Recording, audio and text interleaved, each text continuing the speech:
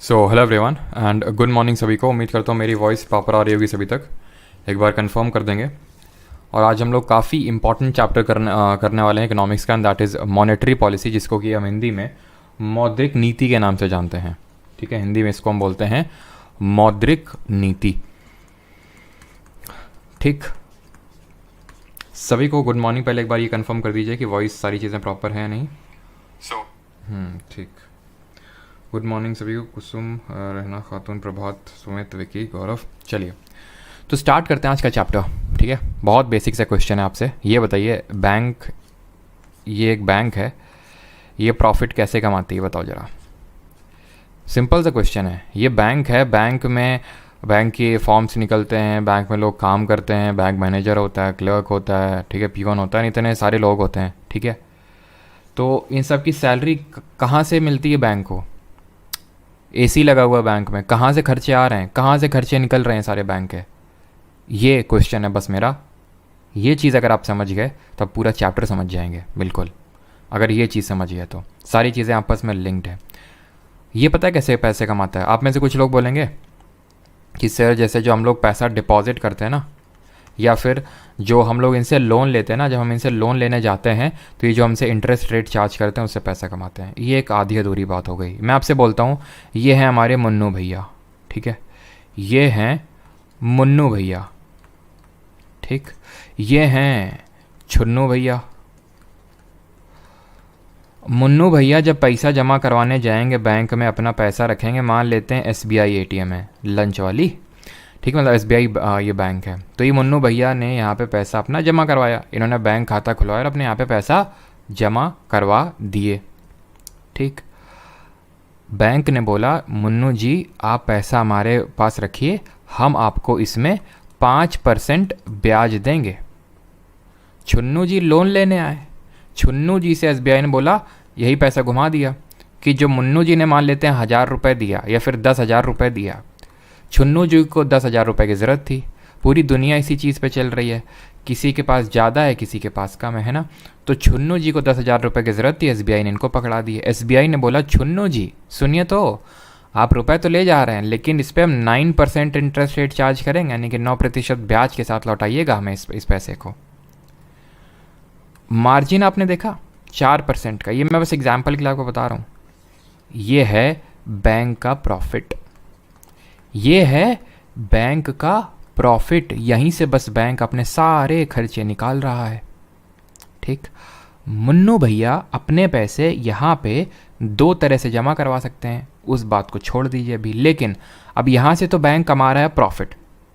यहाँ पे मैंने तुम्हें बोला मुन्नू जी ने 10,000 रुपये दिए और छुन्नू जी को उन्होंने बैंक ने दे दिया 10,000 रुपये। छुन्नू जी के पास 10,000 रुपये पहुँच गया। मुन्नू जी को कल याद आया कि उनकी मुन्नी जी बोल रही थी कि हमारे लिए जो है एक नया सोफ़ा सेट मंगवाइए घर में।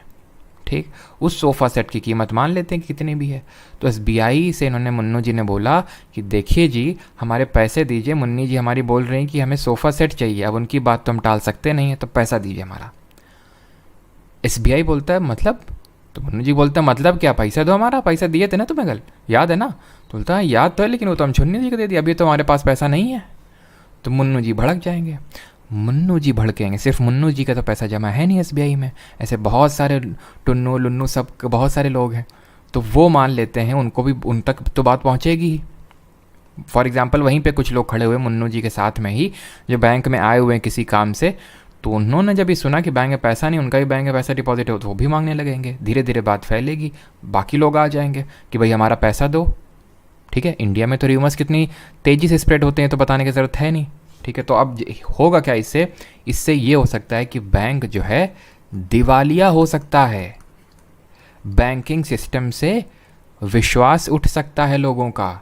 एसबीआई ने अगर ईमान लेते हैं हरकत कर दी तो लोग एसबीआई से अब किनारा करना चाहेंगे कि भाई इनके पास तो पैसा ही नहीं रहता जब हम मांगने जाते हैं। तो सर आप बताना क्या चाह रहे हैं इन सब मुन्नू छुन्नू एग्जाम्पल्स? हम तुम्हें ये बताना चाह रहे हैं कि इसलिए बैंक ऑफ बैंक्स आता है। याद है कल आरबीआई 1 अप्रैल 1935 1934 के आरबीआई एक्ट से सेटअप हुआ था, है ना? कौन सा कमीशन था जिसके रिकमेंडेशन पे ये सेटअप हुआ था? 1926 में वो बना था। जरा कमेंट बताइए।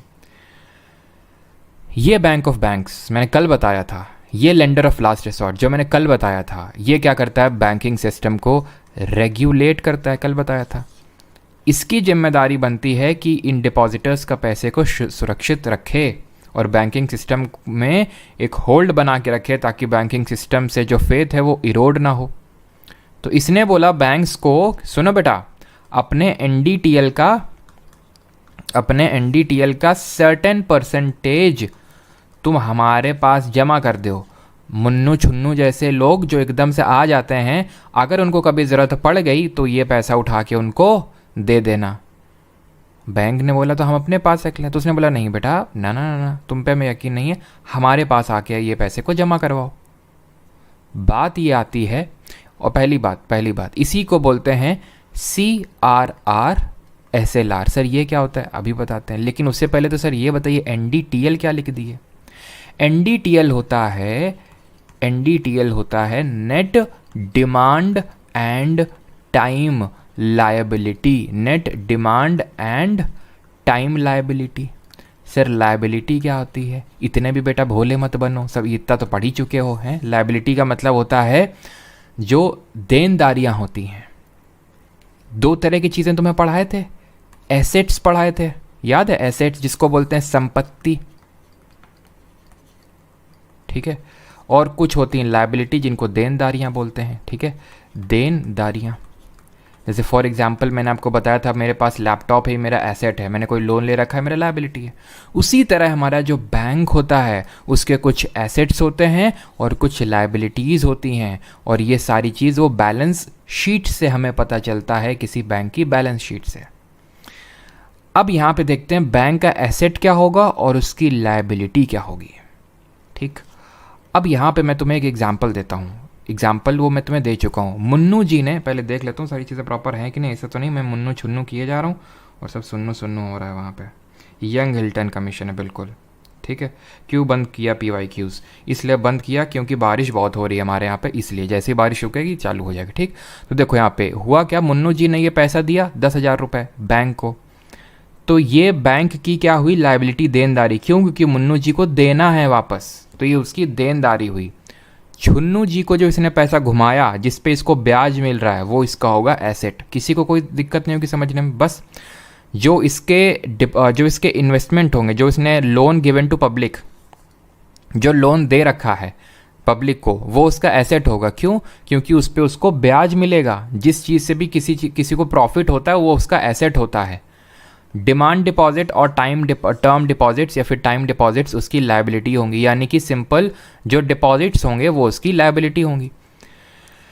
जो मुन्नू जी ने जो पैसा जमा करवाया वो लायबिलिटी है ना, देना है बैंक को, तो बैंक की लायबिलिटी हुई। भले वो मेरे लिए, जैसे मैं गया बैंक के पास कि बैंक ये मेरा पैसा रख लो, ठीक है, मुझे इस पर इंटरेस्ट रेट मिल रहा है, वो मेरे लिए तो एसेट होगा एक, क्योंकि उससे मुझे इंटरेस्ट रेट मिल रहा है, लेकिन बैंक के लिए तो लायबिलिटी ना, बैंक के पर्सपेक्टिव से बात कर रहे हैं। सॉरी, डिमांड और टर्म क्या है, तो बस ये जो अभी मैंने बताया ना, डिमांड एंड टाइम लायबिलिटी। तो बैंक ये RBI ये बोलता है कि जितनी भी तुम्हारी लायबिलिटीज़ हैं, ये तो जैसे एक एग्जांपल दिया, जैसे बैंक ने लोन लिया है कहीं से, ये तो मैंने पैसा डिपॉजिट करवाया बैंक के पास, बैंक ने लोन भी हो सकता है किसी से लिया हो, उधार लिया हो, तो वो भी उसकी लायबिलिटी होगी, ठीक है।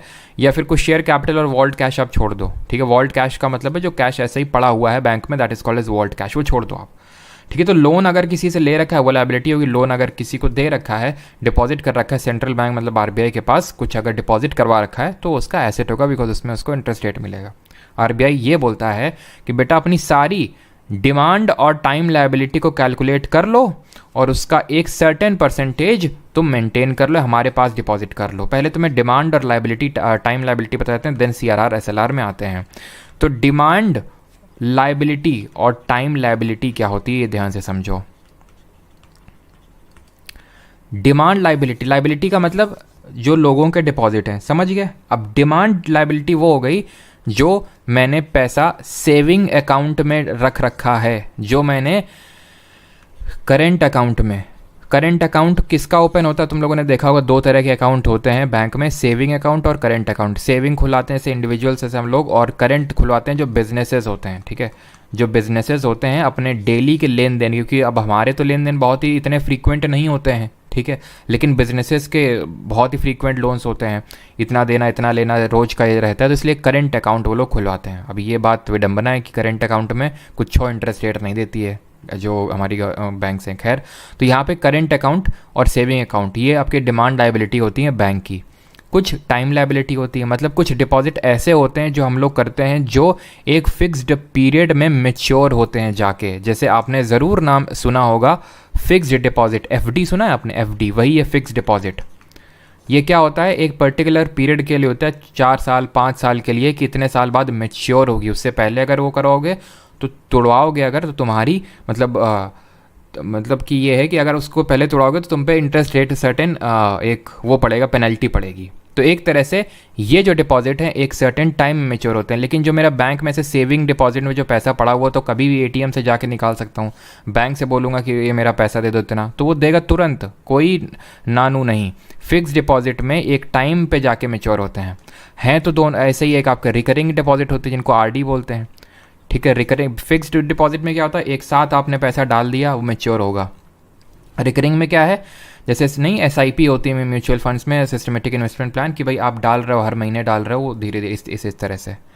तो हैं तो दोनों ही लायबिलिटी। ये क्या है, डिमांड पड़ने पे, यानी ऑन डिमांड, मेरी ऑन डिमांड बैंक को देना पड़ेगा, ये एक टाइम पे मेच्योर होंगी। तो बैंक, आरबीआई ने ये बोला बैंक को, जितने भी तुम्हारी डिमांड और टाइम लायबिलिटी है ना, जितना भी लोगों का पैसा पड़ा हुआ है, इसका सर्टेन परसेंटेज, जैसे कि फॉर एग्जांपल अगर तुम्हारे पास 100 करोड़ आ रहा है, 100 करोड़ आ रहा है, तो उसने ये बोल रखा है कि आप, जैसे अभी करंट में अगर मैं बात करूं, CRR का रेट है 4.5%, तो उसको बोलता है कि भाई तकरीबन 4.5 करोड़ रुपए अपने हमारे पास डिपॉजिट करो। भाई CRR SLR है क्या, वो समझ लेते हैं। तो CRR का फुल फॉर्म होता है कैश रिजर्व रेशियो, यानी कि कैश में वो पैसा जो, ठीक है, कैश में वो पैसा that banks had to keep, और हैव टू कीप देख लेना जो भी आए, यहाँ पे ग्रामर मेरा वीक है। Banks have to keep with RBI. थोड़ा सा कन्फ्यूजन इस बात पे होता है कि सर ये अपने पास रखते हैं आरबीआई के पास, तो जनरल जो लाइंस लिखी हुई है ना आरबीआई के एक्ट में, वो है कि banks have to keep it with RBI, RBI के पास रखती हैं। ऐसा हर जगह मैंडेटरी नहीं होता। कई कई जैसे कि हमारी मान लेते हैं नॉर्थ ईस्ट में नागालैंड में कोई बैंक है, तो यहाँ चल के नहीं आएगी, वो बहुत ही लीस्ट चांसेस है कि वो मुंबई जाएगी और मुंबई में जाके आरबीआई के पास डिपॉजिट करवाएगी। होता क्या है कि वो आरबीआई बोल देता है कि ठीक है अपने पास रख लो, लेकिन जब भी हम चेक करने आएंगे तो इतना होना चाहिए तुम्हारे में, ठीक है। तो यूजुअली यही स्टेटमेंट आप सही मानेंगे। वो तो होता है कि अब जैसे for example president is the head of the Indian state, हम लोगों ने पढ़ा था इंडियन नेशन हेड होता है, लेकिन एक्चुअल में रियल पावर किसके पास होती है वो तो आप भी जानते हैं। तो उसी तरह से आप ये समझ सकते हो, जो कॉन्स्टिट्यूशन में लिखा हुआ है, नहीं जो रूल बुक्स में लिखा हुआ वो हमें बस याद करना है। तो सर ये SLR क्या है फिर? SLR है स्टैट्यूटरी लिक्विड रेशियो। इसको हिंदी में कैश रिजर्व रेशियो को बोलते हैं, नगद आरक्षित अनुपात। क्या बोलते हैं? नगद, ठीक है, आरक्षित अनुपात। और इसको बोलते हैं statutory liquid ratio. Statutory liquid ratio. Statutory का मतलब क्या है? स्टैट्यूटरी का मतलब होता है जो स्टैट्यूट में होता है, लॉ बुक्स में होता है, रूल बुक्स में होता है, उसको स्टैट्यूटरी बोलते हैं, ठीक है। बहुत ज़्यादा इसकी उसमें टर्मिनोलॉजी में डीप में नहीं घुसना है आपको। लिक्विड इकोनॉमिक्स में क्या होता है वो भी देखेंगे। CRR SLR में डिफरेंस समझ लीजिए। ये क्या है, ऊपर CRR क्या था, banks have to keep with RBI, banks have to keep with themselves, bank have to keep with themselves, खुद के पास रखना होता है। सर क्या कैश, मतलब ये कैश आरबीआई के पास और ये कैश खुद के पास नहीं। ध्यान से अब दूसरा डिफरेंस समझो, नाम में ही कैश है, यानी ये कैश के फॉर्म में ही आरबीआई के पास रखना होगा। ये कैश के फॉर्म में, गोल्ड के फॉर्म में, जीसेक के फॉर्म में। What is this G-sec? G-sec है गवर्नमेंट सिक्योरिटी। क्या है ये? गवर्नमेंट सिक्योरिटी है ये। इस फॉर्म में रख सकता है। अब इस फॉर्म में रख सकता है, दैट मीन गोल्ड अगर मान ले इस फॉर्म में रखा एसबीआई ने अपने पास, गोल्ड का प्राइस आगे बढ़ेगा तो इसको तो प्रॉफिट हो जाएगा, इसमें बिल्कुल होगा। गवर्नमेंट सिक्योरिटी में भी उसको प्रॉफिट होगा, बिल्कुल होगा। तो CRR में कोई प्रॉफिट नहीं होता है, नो प्रॉफिट। नो प्रॉफिट मतलब नो इंटरेस्ट रेट, कोई इंटरेस्ट रेट नहीं मिलता है। आरबीआई के पास पैसा जमा करवाने जाते हैं, आरबीआई नहीं बोलता है कि हमारे पास करवा दो, हम तुमको इतना रेट दे, इतना इंटरेस्ट रेट से दे देंगे। नहीं, वो तुम्हारा काम है, वो डिपॉजिट करो। क्यों डिपॉजिट करने के लिए बोला, अभी बताया मैंने। नहीं तो फिर इस तरह से बैंकिंग सिस्टम से फेथ इरोड हो सकता है अगर मुन्नू जी हमारे पैसा एकदम से लेने पहुंच गए तो। एसएलआर में इंटरेस्ट रेट मिलता है, इंटरेस्ट रेट मिलता है यानी प्रॉफिट होता है। कैसे? अब मैंने बैंक्स को बोला कि तुम कैश गोल्ड जीसेक के फॉर्म में रख सकते हो। बैंक पागल थोड़ी ना जो कैश के फॉर्म में रखेगा, उसको इंटरेस्ट रेट कुछ मिलेगा क्या? कैश में नहीं मिलेगा, गोल्ड में मिलेगा, जीसेक में मिलेगा, तो यूजुअली वो इसी फॉर्म में रखता है। Is that clear? यहाँ तक चीज़ क्लियर हुई कि नहीं, ये पहले बताइए मुझे। देन मैं आता हूँ कि लिक्विडिटी क्या होती है बैंक में। लिक्विडिटी फिर वाले कॉन्सेप्ट पे आते हैं। गवर्नमेंट सिक्योरिटी एक तरह के आप ऐसे बॉन्ड समझ सकते हो। अभी आई थिंक पता नहीं डाउट पूछा है या फिर क्या है, हो सकता है आप आगे पूछो तो मैं बता दूं। गवर्नमेंट सिक्योरिटी एक तरह के बॉन्ड होते हैं जिसके अवज में आपको एक मतलब पैसा मिल जाता है। ठीक है, clear? Okay sir, Harshad Mehta explain कर दो। क्यों नहीं, हर्षद मेहता स्कैम के लिए यहाँ पे पहले ये समझो जो एग्ज़ाम में आएगा। ठीक है, ट्रेजरी बिल बिल्कुल वो भी देखेंगे। चलो क्लियर है, ओके ठीक। अब मैं पहले आपको लिक्विडिटी समझा देता हूँ। What is liquidity? लिक्विड जो है ना, ये आप आगे अब कल के लेक्चर में भी देखोगे, उससे आगे भी देखोगे, बहुत जगह देखोगे। तो लिक्विडिटी का मतलब समझो होता क्या है। आप मेरे पास आए कि सर जी पैसा दे दो, पैसा दे दो, तो हमने तुम्हें पैसा दिया। हज़ार मतलब हज़ार के नहीं तो 100 के या फिर 500 के नोट मैंने आपको निकाल के दिया। ठीक है, आप उसको यूज़ कर पाओगे, कहीं भी जाओगे उसको यूज़ कर पाओगे तुरंत। लेकिन आप आए कि सर पैसा दे दो सर, तो हमने तुमको बोला कि बेटा ये काम करो, एक काम करो, ये सोने की चेन ले जाओ मेरी, सोने की चेन ले जाओ मेरी। तो आप मुझे बताओ, ठीक है, एक तो मैंने तुम्हें पहला है एक, ठीक है, मैंने तुम्हें एकदम कड़कड़ाते हुए नोट दे दिए। दूसरा मैंने तुम्हें गोल्ड चेन दे दी, ठीक है, गोल्ड चेन दे दी मैंने। तीसरा मैंने प्रॉपर्टी के अपने कागज़ दे दिए कि ये लो प्रॉपर्टी लो और सेल कर दो। जैसे फॉर एग्जांपल मान लो कि तुमने मुझे पैसे दे रखे थे, अब तुम मेरे से पैसे मांगने हैं, तो मैंने कहा, और वो पैसे तुमने 5 लाख दे रखे थे, ठीक है, तो मैंने 5 लाख, मैंने एक केस में बोला 5 लाख रुपए ले लो, फिर मैंने बोला वर्थ 5 लाख की गोल्ड चेन ले लो और वर्थ 5 लाख की एक प्रॉपर्टी है। ठीक है, आप क्या लेना पसंद करेंगे इनमें? बताइए सर, आप क्या लेना पसंद करेंगे? उसी फॉर्म में आपको देते हैं फिर हम। तो आप बोलेंगे सर कैश दो, कैश दो। क्यों? क्योंकि अभी मान लेते हैं, और आपका अभी नीड है, अभी नीड है। क्यों? क्योंकि फॉर एग्जांपल मान लेते हैं आपको आपकी बहन की शादी करनी है, अभी आपको नीड है, तुरंत नीड है। आप क्या लेना चाहेंगे? आप कैश लेना चाहेंगे। क्यों? क्योंकि गोल्ड चेन के जाना पड़ेगा, फिर कैश विदड्रॉ करवाना पड़ेगा, तब प्रॉपर्टी में ना जाने क्या क्या करना पड़ेगा, रजिस्ट्री, नोटरी, ना जाने क्या क्या होता है। यानी कि if I rank these 3 instruments in the form of their liquidity, ये सबसे टॉप पे स्टैंड करेगा, यानी कि मोस्ट लिक्विड होगा। ये लिक्विड का मतलब होता है कितना ईजिली वो यूजेबल फॉर्म में है। ठीक है, ये उसके बाद आएगा और ये लीस्ट लिक्विड होगा। ये 3 इंस्ट्रूमेंट लेके मैंने एग्जाम्पल्स आपको समझाए। अब एक क्वेश्चन मैं दागता हूँ आपके सामने। एक तो है डिमांड डिपॉजिट, अभी तुम्हें बताया, और एक दूसरे टाइम डिपॉजिट या फिर टर्म डिपॉजिट। इन दोनों में कौन ज़्यादा लिक्विड होगा? आंसर बताइए, 1 और 2, DD और TD, which will be more liquid? I want to know the answer.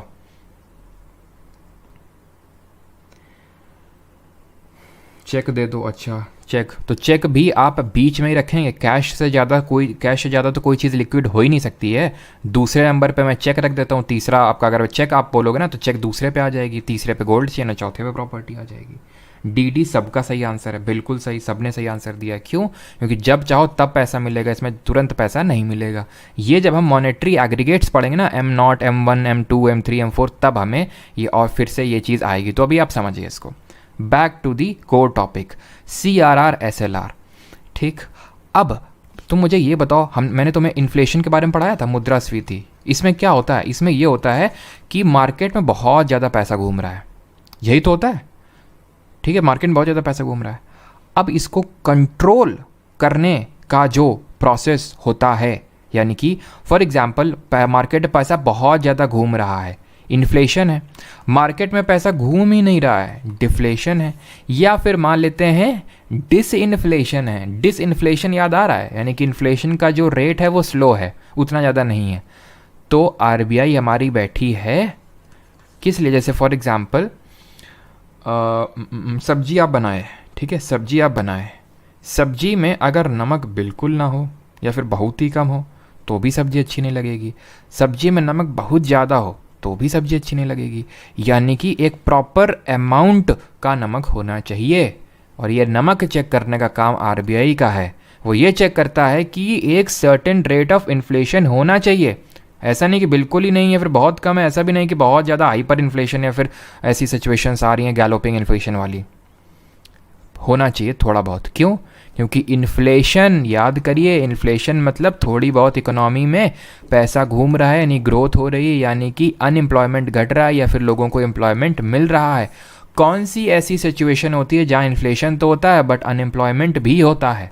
वो कौन सी सिचुएशन होती है? और किसने बोला था कि इन्फ्लेशन और अनएम्प्लॉयमेंट का इन्वर्स रिलेशन होता है? किसने बोला था? कौन से थे हमारे इकोनॉमिस्ट? वो बताइए। तो जो हमारी सिचुएशन होती है वो होती है स्टैगफ्लेशन, जहाँ क्या होता है, इन्फ्लेशन भी होता है और अनएम्प्लॉयमेंट भी होता है। और ये जो चीज़ है जो ऊपर डब्बे में लिखी है, ये फिलिप्स ने बोली थी, फिलिप्स कर्व, कि इन्फ्लेशन और अनएम्प्लॉयमेंट का इन्वर्स रिलेशन होता है बट स्टैगफ्लेशन की सिचुएशन में डायरेक्ट होता है। तो इन्फ्लेशन थोड़ा सा चाहिए, यानी कि थोड़ा बहुत चाहिए, थोड़ा नमक चाहिए।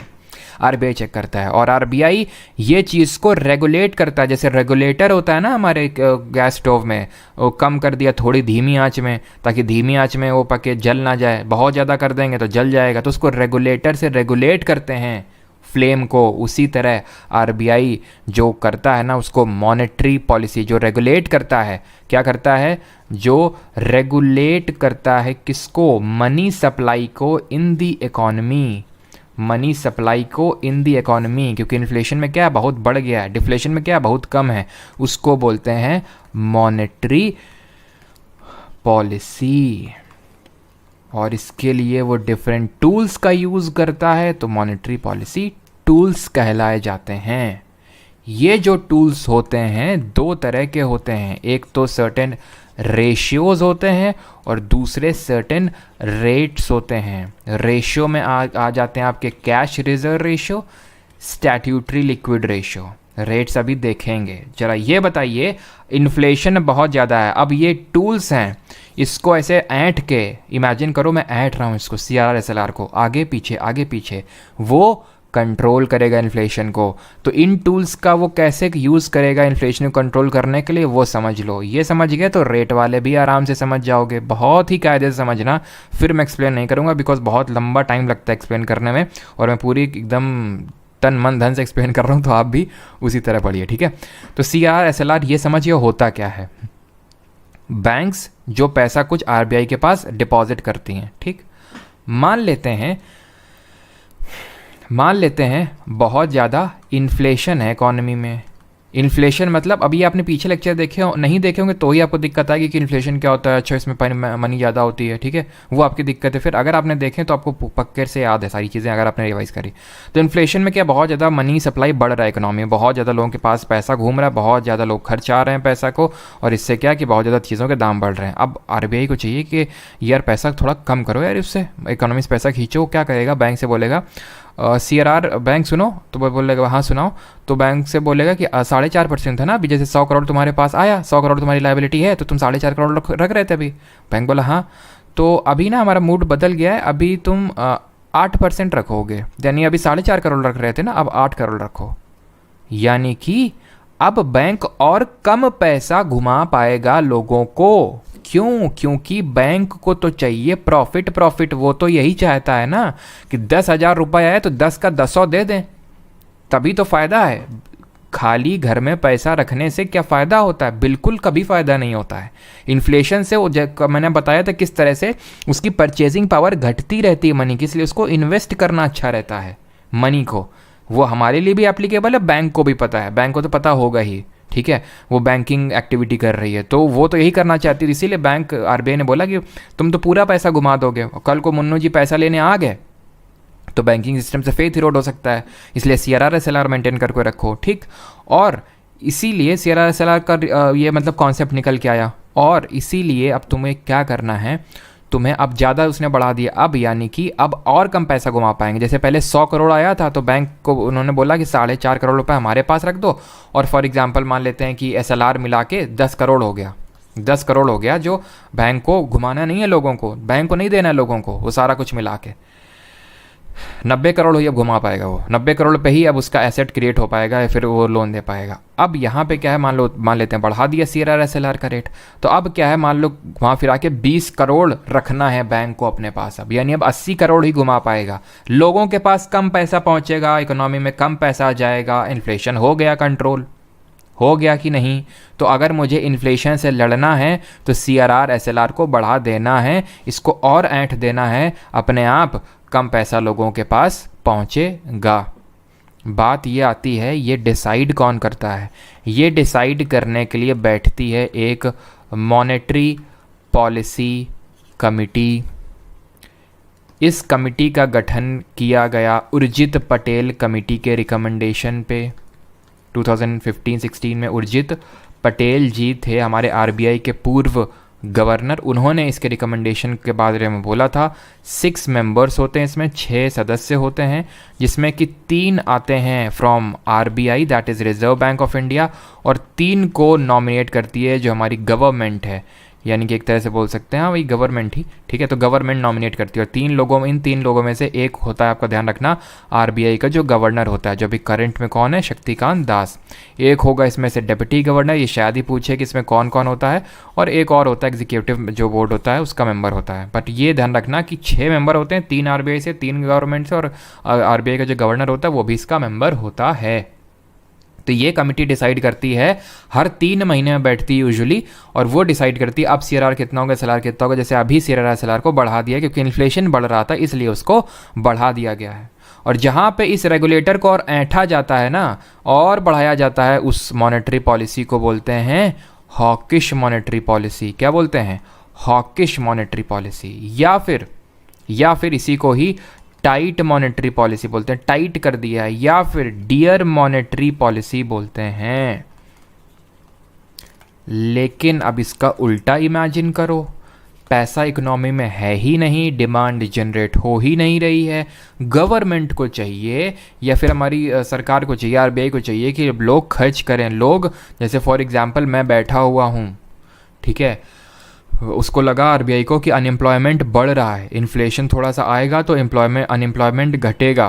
कैसे घटेगा? जैसे मैं हूँ, मुझे बिज़नेस सेटअप करना है, मैं बैंक के पास जाऊँगा, मुझे लोन चाहिए। अभी क्या है, सीआरआर एसएलआर बढ़ा रखा है, यानी पैसा कम बैंक के पास है, बैंक के पास उतने ही लोग आ रहे हैं, बैंक के पास कम पैसा है, तो बैंक क्या करेगा, रेट को बढ़ा देगा कि भैया पैसा कम है, ये अब इतने रेट पे देंगे। पहले लोन मिल रहा था 9 पे, अब हम 12 पे देंगे, लेना हो लो, नहीं तो जाओ, क्योंकि हमारे पास पैसा ही लिमिटेड है। ठीक, तो क्या मैं लोन लेना चाहूँगा? उतना नहीं लेना चाहूँगा। फिर क्या मैं अगर बिजनेस रन कर रहा हूँ तो क्या मैं उस पर इन्वेस्ट करना चाहूँगा? नहीं करूँगा, जब है ही नहीं पैसा तो क्या करूँगा इन्वेस्ट। तो इससे क्या होगा, इकोनॉमिक एक्टिविटी घटेगी, लोगों को रोज़गार थोड़ा सा कम मिलेगा। ठीक, अब इसका उल्टा सिचुएशन इमेजिन करते हैं कि आरबीआई को चाहिए कि इन्फ्लेशन धीरे धीरे कम होता जा रहा है, अनएम्प्लॉयमेंट बढ़ता जा रहा है, तो क्या करेगा वो, ये करेगा कि आरबीआई उनसे बोलेगा कि सीआरआर एसएलआर हम कम किए दे रहे हैं तुम लोगों को, इससे होगा क्या, नहीं तुम्हें कम, अब हमारे पास पैसा डिपॉजिट करना है, तुम्हारे पास अब ज़्यादा पैसा है तो और ज़्यादा पैसा लोगों को दो, तो इकोनॉमी में पैसा बढ़ेगा। तो उस तरह की जो मॉनेटरी पॉलिसी होती है उसको हम बोलते हैं डॉविश मॉनेटरी पॉलिसी या फिर ईजी मॉनेटरी पॉलिसी टूल। मुझे नहीं लगता कि यहाँ पे मुझे लिखने की ज़रूरत है, आपके दिमाग में मैंने लिख दी है उस चीज़ को कि कब क्या करना है। अगर आप रेगुलेटर को और ऐंठ रहे हो और बढ़ा रहे हो और इन्फ्लेशन को काउंटर कर रहे हो तो हॉकिश टाइट या डियर मॉनेटरी पॉलिसी बोलते हैं। बस नाम है, नाम हो सकता है आपको याद ना हो अभी, लेकिन आप कॉन्सेप्ट समझ गए। डॉविश या फिर ईजी मॉनेटरी पॉलिसी का हम कब यूज़ करेंगे, जब पैसा बढ़ाना होगा इकोनॉमी में, डिफ्लेशन वाली सिचुएशन होगी तब। ये चीज़ आप समझे नहीं कि नहीं? अब ये बताइए, पहले सबको समझ में आई से याद आया मुझे, बिजली आई, पानी आई। अरे मोदी जी थोड़ा ध्यान से बोला करिए, नाश फट जाएगा। ये किसने बोला था जरा बताइए? Crystal clear, okay. अभी इस पे मत जाओ, इन्फ्लेशन होगा तो हॉकिश, डिफ्लेशन का डोविश, हॉविश, ये मत करो सब। सिंपल सा कॉन्सेप्ट रखो, बहुत ज़्यादा पैसा है तो मतलब इन्फ्लेशन है, इन्फ्लेशन है तो मतलब हमें क्या करना, कम करना पड़ेगा, CRR बढ़ाना पड़ेगा, सिंपल। ठीक है,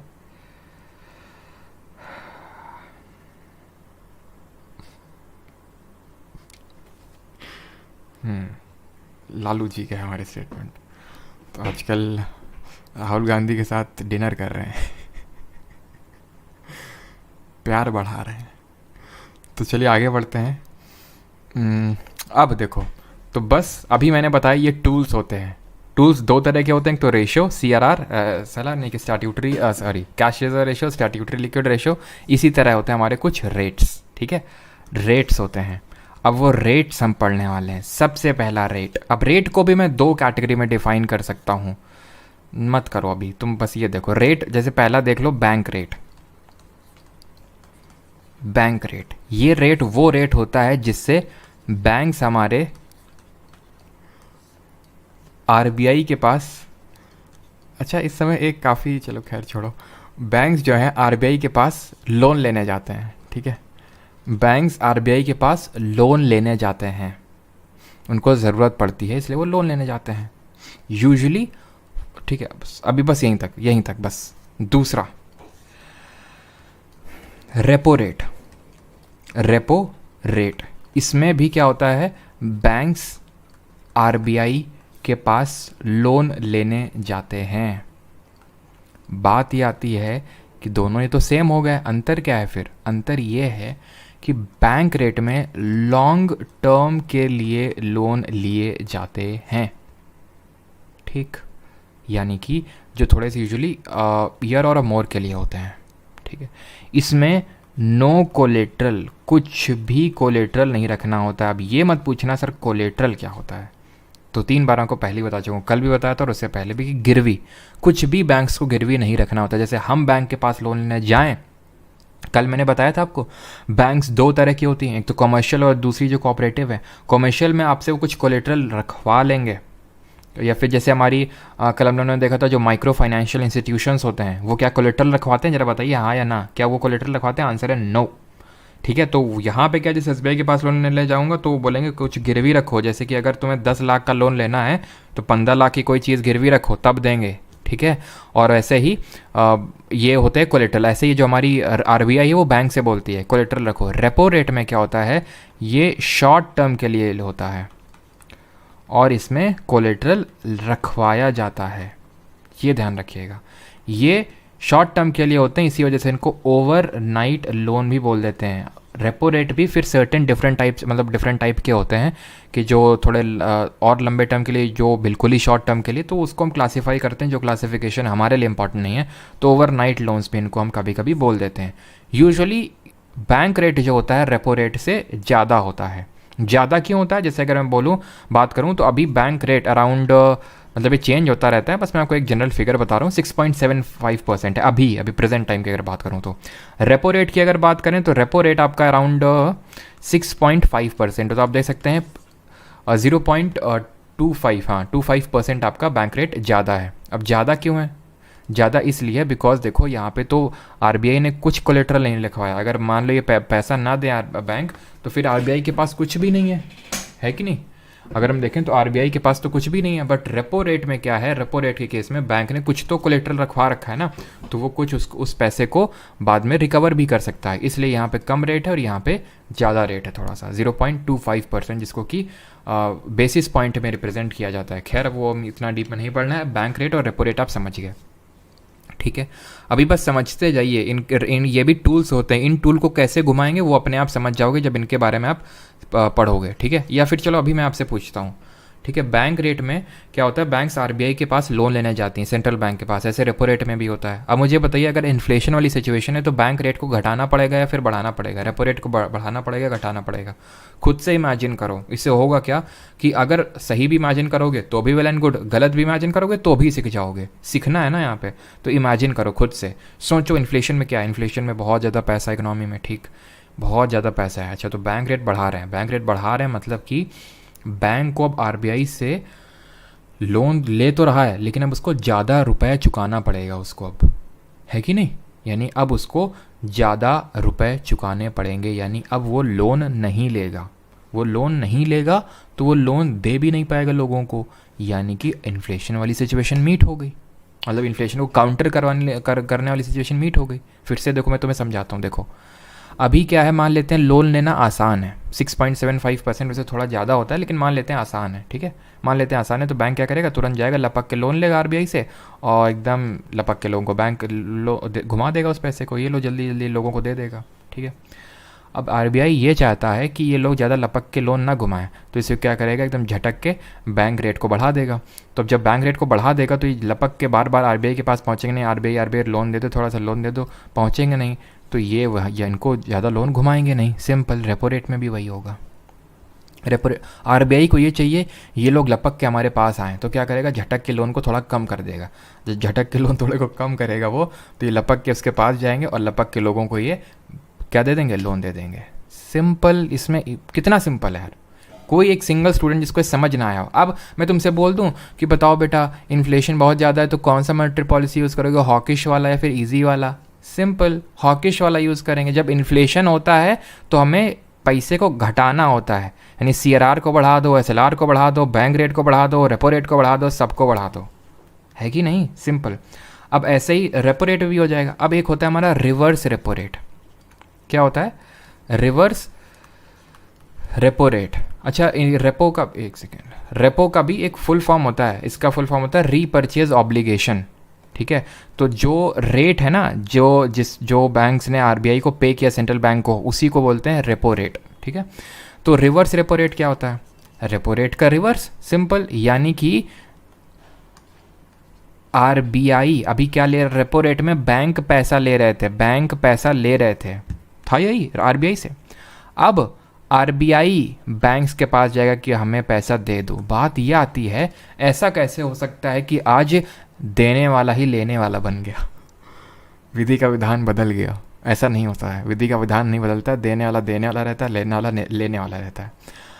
तो ये इसलिए देने वाला लेने वाला बन रहा है क्योंकि ये कंट्रोल करना चाहता है मनी सप्लाई को। जैसे ये बैंक के पास जाएगा, बोलेगा बेटा देखो हम तुमको क्या कर रहे हैं, हम चाहते हैं कि इकोनॉमी में पैसा बढ़े, इसलिए या फिर इकोनॉमी में पैसा घटे, मान लेते हैं इन्फ्लेशन बहुत ज़्यादा, यूजुअली इन्फ्लेशन ही बहुत ज़्यादा हो जाता है, कभी कभी डिफ्लेशन तो वैसे कम ही होता है, लेकिन वो भी होता है जब इकोनॉमिक एक्टिविटी नहीं होती, तो भी समझेंगे। खैर अभी समझो कि इन्फ्लेशन बहुत ज़्यादा है, मनी सप्लाई बहुत ज़्यादा इकोनॉमी में, ठीक है। तो आरबीआई बैंक से बोलेगा, बैंक एक काम करो, पैसा हमको दे दो, इधर सुनो, पैसा हमको दे दो तुम लोग, ठीक है, पैसा हमको दे दो, ठीक है, और कुछ हम तुम पे मतलब जो हम तुमको पैसा लौटा के देंगे और इतने सर्टेन इंटरेस्ट रेट में देंगे। फॉर एग्जांपल मान लेते हैं बैंक 8% पे घुमा रहा है, आरबीआई ने बोला हम तुमको 8.5% देंगे। बैंक अब तुमको लोन देगा या आरबीआई को देगा, बताओ? आरबीआई को देगा, वो पैसा डाल देगा, ले लो जल्दी ले जाओ, जल्दी ले जाओ। क्यों भाई? बैंक वहाँ पे तो लोगों का लोन वो करना, ये करना, पास करवाना, इतने सारे खर्चे भी होते हैं उसमें, फिर लोग लौटाते नहीं है बैंक वाले बेचारे जाते हैं लाठी से, कोई अब हमारे गांव में क्या एक भाई साहब हैं, वो क्या करते हैं, बैंक से पहले ले लेंगे लोन, ठीक है। जब बैंक से लोन ले लेंगे, ठीक है, काफ़ी सारे गवर्नमेंट की स्कीम वगैरह भी चलती रहती हैं, तो जब जाएंगे तो वो भाई साहब पी के नाटक करने लगते हैं, लाठी वाठी लेके मारने को, तो बैंक वाले बेचारे डर के आते ही नहीं है। तो बैंक सोचेगा यार ये सब करने से अच्छा आरबीआई के पास देते हैं, आरबीआई थोड़ी ना हमारे पैसे मारेगा, जो कि ट्रू भी है, ठीक है। तो आरबीआई के पास आराम से पैसा जमा करवा देंगे। यानी कि आरबीआई ने क्या किया, गेम खेला उसने। क्या गेम खेला उसने? रिवर्स रेपो रेट बढ़ा दिया। उसने बोला हम बहुत ज़्यादा तुमको इंटरेस्ट रेट देंगे, लाओ पैसा हमको लाओ। यानी रिवर्स रेपो रेट बढ़ा के भी उसने क्या कर दिया, इन्फ्लेशन को काउंटर कर लिया। सिंपल। अगर मान लेते हैं कि बढ़ाना है इकोनॉमी में पैसा, आरबीआई बोलेगा 3% देगा, देना है तो देना, देना तो ना दे। क्यों? क्योंकि आरबीआई को पता है 3% में आएगा नहीं हमारे पास, लोगों को ही घुमाएगा। वही तो हम चाहते हैं, आरबीआई बोलेगा 2 लोगों को खूब भर भर के। क्यों? क्योंकि ताकि और इकोनॉमी में पैसा सर्कुलेट हो, डिमांड जनरेट हो, पैसा इन्वेस्ट हो, लोगों को एम्प्लॉयमेंट मिले और इकोनॉमी ग्रो करे। Is that clear? यहाँ तक सभी को समझ में आया कि नहीं? रिवर्स रेपो रेट वाला भी कॉन्सेप्ट, यानी कि चाहे सीआरआर भी देखा, एसएलआर भी देखा, रेपो रेट भी देखा, बैंक रेट भी देखा, रिवर्स रेपो रेट भी देख लिया, सब के केस में हमें बस बढ़ाना ही है अगर इन्फ्लेशन को काउंटर करना है तो, ठीक है। तो इसको बोलेंगे शॉर्ट में आर आर आर, ठीक है। ये वो आर आर नहीं है नाटू नाटू वाली, राइज रोर एंड रिवोल्ट वाली, MM कीरवानी वाली नाटू नाटू वो नहीं है, ठीक है। ये भी क्वेश्चन आया था सीजीएल में कि वो किसने लिखा, तो MM कीरवानी ने उसको कंपोज किया था, ठीक है। 3% का मतलब है जी 3%, ठीक है। राधा यादव जी एकदम मस्त समझ गया। सर आपका गांव कौन सा है? गांव जो है हमारा, गांव का नाम इंग्लिश में हमारा फॉग है, फॉग। अब तुम्हें मजाक लग रहा होगा but it is a reality, उसको इंग्लिश में फॉग बोलते हैं। आरबीआई पैसा लेकर क्या करेगी? अरे भाई आरबीआई पैसा लेके इन्फ्लेशन इन सबको कंट्रोल कर रही है, और क्या कर रही है, ये सबको कंट्रोल कर रही है, ठीक। अब हम चौथा देखते हैं यहाँ पे। चौथा होता है ओपन मार्केट ऑपरेशंस। बताने से पहले आपको हम MSF बता देते हैं, ठीक है। Marginal standing facility, marginal standing facility, ये क्या होता है? ये होता है, मान लेते हैं एक दिन आरबीआई का कोई बंदा आया, शक्तिकांत दास जी पहुंचे एक दिन बैंक में, SBI में, ठीक है। जैसे नहीं प्रिंसिपल आती थी स्कूल में, दिखाओ दिखाओ कॉपी दिखाओ, हाँ हम लोग के हाथ पैर फूल जाते थे, ठीक है। कुछ जैसे हम जैसे लोग तो तुरंत वहीं पे गिव अप कर देते थे, भगवान भरोसे बचा ले सो बचा ले। नहीं तो आज तो हमारी प्रिंसिपल इतनी खतरनाक, उसका नाम वीना साइलस था। हे भगवान, ऐसा बस सिर पकड़ती थी, धन धन धन, ऐसा हम लोगों ने सुना था। खैर पिलाई तो कभी नहीं हो पाई, ये अवसर तो कभी नहीं मिला, लेकिन सिर फोड़ देती थी वीना साइलस जी, ठीक है। तो ये डर जो है, मान लेते हैं शक्तिकांत दास जी गए, उन्होंने बोला दिखाओ बेटा कॉपी निकालो अपनी अपनी। कौन सी कॉपी? बैलेंस शीट की कॉपी। हम ये देखना चाहते हैं कि तुम लोग का SLR मेंटेन है कि नहीं है, ठीक है। और पता चला SLR मेंटेन नहीं है, तब क्या करेंगे शक्तिकांत दास जी? क्या करेंगे सोचो। जैसे फॉर एग्जांपल आप बाइक से, मतलब बाइक से आ रहे थे, आप किसी को ठोक के चले आए, किसी मान लेते हैं ऐसे, मतलब किसी पर्सन को ठोक के चले आए। अब कुछ लोग आपका पीछा कर रहे थे, आपकी स्पीड ज़्यादा थी, आप घर में भाग के घुस गए, ठीक है। घुस तो गए, लेकिन आपको ये पता है कि वो अभी ढूंढते ढूंढते आ रहे होंगे। आपने अपने पापा को बताया कि पापा ऐसा ऐसा मसला है। अब पापा आपके साथ क्या करेंगे बताइए? आपको क्या पेल देंगे? नहीं। या फिर आपको क्या बोलेंगे, आओ बेटा खाना खाओ बेटे, वो सब तो होता रहता है, तुम्हारे पापा है ना, कोई दिक्कत नहीं, ऐसा तो नहीं बोलेंगे वो। पहले तो हमको हड़काएंगे और फिर तुमको बचाने की पूरी वो देखेंगे कि तुमको कैसे बचाया जा सकता है। बस वही काम है कि बताना क्या चाह रहा हूँ। अब मान लेते हैं इन लोग के CRR SLR रिक्वायरमेंट मेंटेन नहीं होते हैं, तो ये लोग RBI के पास जा सकते हैं कि भाई देखो हमारे पास ऐसा ऐसा मतलब नहीं मेंटेन है, इतना पैसा दे दो, हमें CRR SLR मेंटेन करना है, क्योंकि मेंटेन करना ही करना है, ये ऑब्लिगेशन है, ठीक है। तभी तुमको हम लोन होने सारी देंगे, नहीं तो फिर येस बैंक की तरह तुम्हारी इसी तैसी कर देंगे।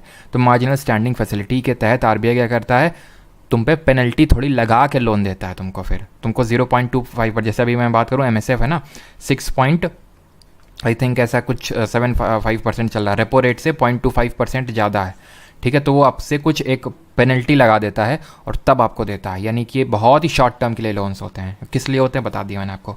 अब पांचवा देखते हैं, that are called as open market operation. आखिरी है ये ओपन मार्केट ऑपरेशंस। ये ओपन मार्केट ऑपरेशन क्या है? ओपन मार्केट में एकदम खुला खुल्ला होगा सब, क्या पैसा का लेन देन कैसे होगा देखो। इसमें होता यह है, गवर्नमेंट सिक्योरिटी जो होती हैं, ठीक है, गवर्नमेंट सिक्योरिटी की सेलिंग एंड बाइंग होती है, सेलिंग एंड बाइंग होती है। गवर्नमेंट सिक्योरिटी या तो सेल की जाती हैं या बाई की जाती हैं। ऑलवेज रिमेंबर, कम ऑन, ध्यान रखो, फ़ोन में जरा अपनी एकदम पॉइंट एकदम बहुत भयंकर फोकस करो। अभी जरा अपने फ़ोन पे इधर उधर के डिस्ट्रैक्शन को ख़त्म करो। एक पॉइंट मैं बोल रहा हूँ आपको, ध्यान से सुनो इसको। मैं आपसे बोल रहा हूँ ये गवर्नमेंट सिक्योरिटी है, ठीक है, ये गवर्नमेंट सिक्योरिटी है, ये GSEC है, ठीक है, शॉर्ट में लिख रहा हूँ। जब भी GSEC दिया जाता है गवर्नमेंट सिक्योरिटी, तो उसके एवज में पैसा लिया जाता है, ठीक है। जब भी गवर्नमेंट सिक्योरिटी अगर मैं किसी को दे रहा हूँ, ऐसे इमेजिन करो, अगर गवर्नमेंट सिक्योरिटी अगर किसी को दी जाती है तो पैसा लिया जाता है। अगर गवर्नमेंट सिक्योरिटी ली जाती है तो पैसा दिया जाता है, यानी गवर्नमेंट सिक्योरिटी का लेन देन पैसे के साथ होता है। तो अगर मैं बोलता हूँ ये GSEC को, अगर मान लेते हैं, मैं आपसे ये नहीं बोल रहा हूँ, मैं आपसे क्वेश्चन पूछता हूँ, मैं आपसे ये सवाल पूछ रहा हूँ कि अगर मुझे इन्फ्लेशन को काउंटर करना है, इन्फ्लेशन को काउंटर करना है, तो RBI को गवर्नमेंट सिक्योरिटी को सेल करना चाहिए या बाई करना चाहिए, ये बता दीजिए। और गवर्नमेंट सिक्योरिटी यूजुअली, चलो पहले तो बताओ, गवर्नमेंट सिक्योरिटी को सेल करना चाहिए या बाई करना चाहिए? हमारी आरबीआई को, बताइए। फिर ओपन मार्केट में लोगों के लिए खुला एकदम वो डाल दिया कि गवर्नमेंट सिक्योरिटी मिल रही है भाई, ये गवर्नमेंट सिक्योरिटी ले लो, या फिर बैंक को बोल दिया, या फिर जनरल पब्लिक को बोल दिया गवर्नमेंट सिक्योरिटी। इन्फ्लेशन बहुत ज़्यादा है, पैसा बहुत ज़्यादा है। पैसा अगर बहुत ज़्यादा है तो मतलब पैसे को खींचना है, पैसे को खींचना है तो मतलब पैसा लेना है। अगर पैसा लेना है तो गवर्नमेंट सिक्योरिटी देनी पड़ेगी, यानी you need to sell G Sec. अब मैं तुमसे बोल दूं कि इन्फ्लेशन थोड़ा सा और बढ़ाना है, डिफ्लेशन को काउंटर करना है, बाई कर लो गवर्नमेंट सिक्योरिटी लाओ, गवर्नमेंट सिक्योरिटी लाओ। अगर मैं गवर्नमेंट सिक्योरिटी ले रहा हूँ तो तुमको पैसे दूंगा, इकोनॉमी में डिमांड बढ़ाऊंगा। फिर सिंपल, समझ में आया सभी को? ओपन मार्केट, क्योंकि इस पे क्वेश्चन आया है, लोग कंफ्यूज हो जाते हैं इसमें कि भाई सेल करना था कि बाई करना था, हम तो भूल गए। अब तो नहीं भूलेंगे ना, क्वेश्चन आया इस पे अभी रिपीटेडली। ठीक, गवर्नमेंट सिक्योरिटी सेल बाई कौन लिख रहा है भाई? रोहित, बाई कैसे हो सकता है? सिंपल, गवर्नमेंट सिक्योरिटी अगर किसी को दी जा रही हैं तो पैसा लिया जाएगा। इन्फ्लेशन बहुत ज़्यादा हो रहा है, हमें चाहिए, आरबीआई को चाहिए पैसा, वो लोगों से खींच ले, तो वो बोलेगा ले लो गवर्नमेंट सिक्योरिटी लो और तुम ले लो, और इसमें हम तुमको बहुत अच्छा इंटरेस्ट रेट देंगे। ठीक, तो बोलेंगे अच्छा ले लो पैसा ले लो हमारा। तो यानी इससे क्या होगा, लोग अपना पैसा डिपॉजिट करवा देंगे, उनके हाथ में पैसा नहीं रहेगा। सर हमारे घर में पेल देने का कुछ और ही मतलब है भाई। देखो, मैं इस टर्मिनोलॉजी का इसलिए यूज़ करता हूँ ताकि आपको एकदम आपके जहन में उतर जाए, ठीक है। इसीलिए अगर हो सके तो क्लास वो जो ईयरफोन होते हैं ना उनको लगा के लिया करो, क्योंकि मैं फिर वो नहीं सोचता हूँ कि भाई अब आपके बगल में कौन बैठा है। लेकिन मेरा पर्पस ये सिखाने का उद्देश्य रहता है कि मैं चाहे जिस टर्मिनोलॉजी का यूज़ करूँ आपको समझ में आना चाहिए, ठीक है। और ऐसा तो है नहीं अगर आप, चलो खैर समझ गए अभी, वो तो नहीं है समझ में। अच्छा से प्लीज़ बताइए जो बैंक रिस्क मेजर करता है। MSF repeat please. एमएसएफ में क्या दिक्कत आ रही है?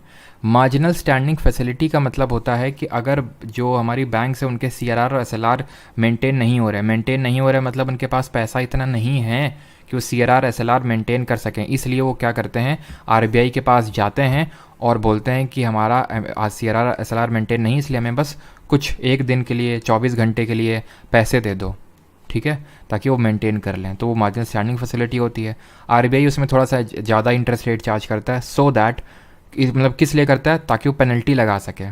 पेनल्टी क्यों नहीं लगाएगा? बाकी लोग पागल थे, बाकी बैंक पागल थी जो मेंटेन करके चल रही थी, तो उन्होंने मेंटेन क्यों नहीं किया? ठीक है, जैसे जिस तरह मैंने बोला कि प्रिंसिपल आया, ठीक है, बाकी लोग पागल है जो होमवर्क करके लाए, तुम क्यों करके नहीं लाया? तो ऐसा तो है नहीं तुमको मार डालेंगे वो ये बोलेंगे कि ठीक है अगर कल करके नहीं लाया तो बहुत मारेंगे तुमको, या फिर एक थप्पड़ मार दिया, इस तरह से। ठीक, अब यहाँ पे आते हैं क्वालिटेटिव मॉनेटरी पॉलिसी टूल। मतलब सर अभी तक जो आप पढ़ रहे थे ना, ये सारे टूल्स आ रहे थे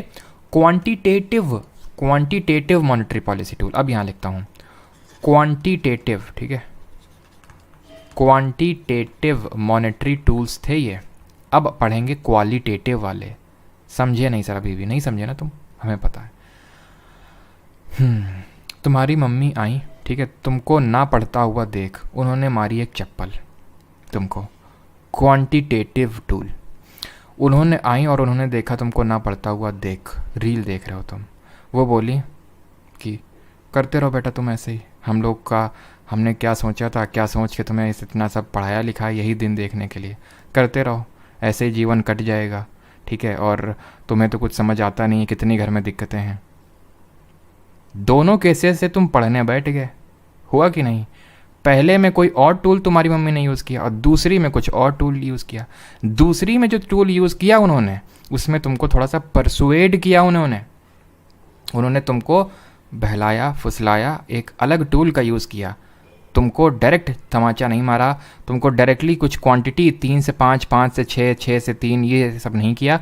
उन्होंने बस ये बोला कि बेटा देखो, मॉरल सुएशन, यानी कि बस आपसे मॉरली परसुएड कर रही हैं वो, यानी आपको एक तरह से सेंटी कर रही हैं मम्मी आपकी, या फिर इसी तरह हमारा आरबीआई सेंटी करता है, बोलता है कि इस तरह से चीज़ें हैं, इकोनॉमी डूब रही है, प्लीज़ आप ये सारी चीज़ों को इस तरह से करें और लोगों को या तो ज़्यादा पैसा दें या तो कम दें। अगर मान लेते हैं आरबीआई के पास इतना पैसा नहीं है कि वो उस सेंस से उसको रेगुलेट कर सकता है, तो वो मॉरल परसुएशन करेगा। इसको बोलते हैं मॉरल सुएशन और मॉरल परसुएशन, ठीक है। Credit limit for each sector is impose by rules and regulation, guidelines and regulation are fix by and so that, ठीक है।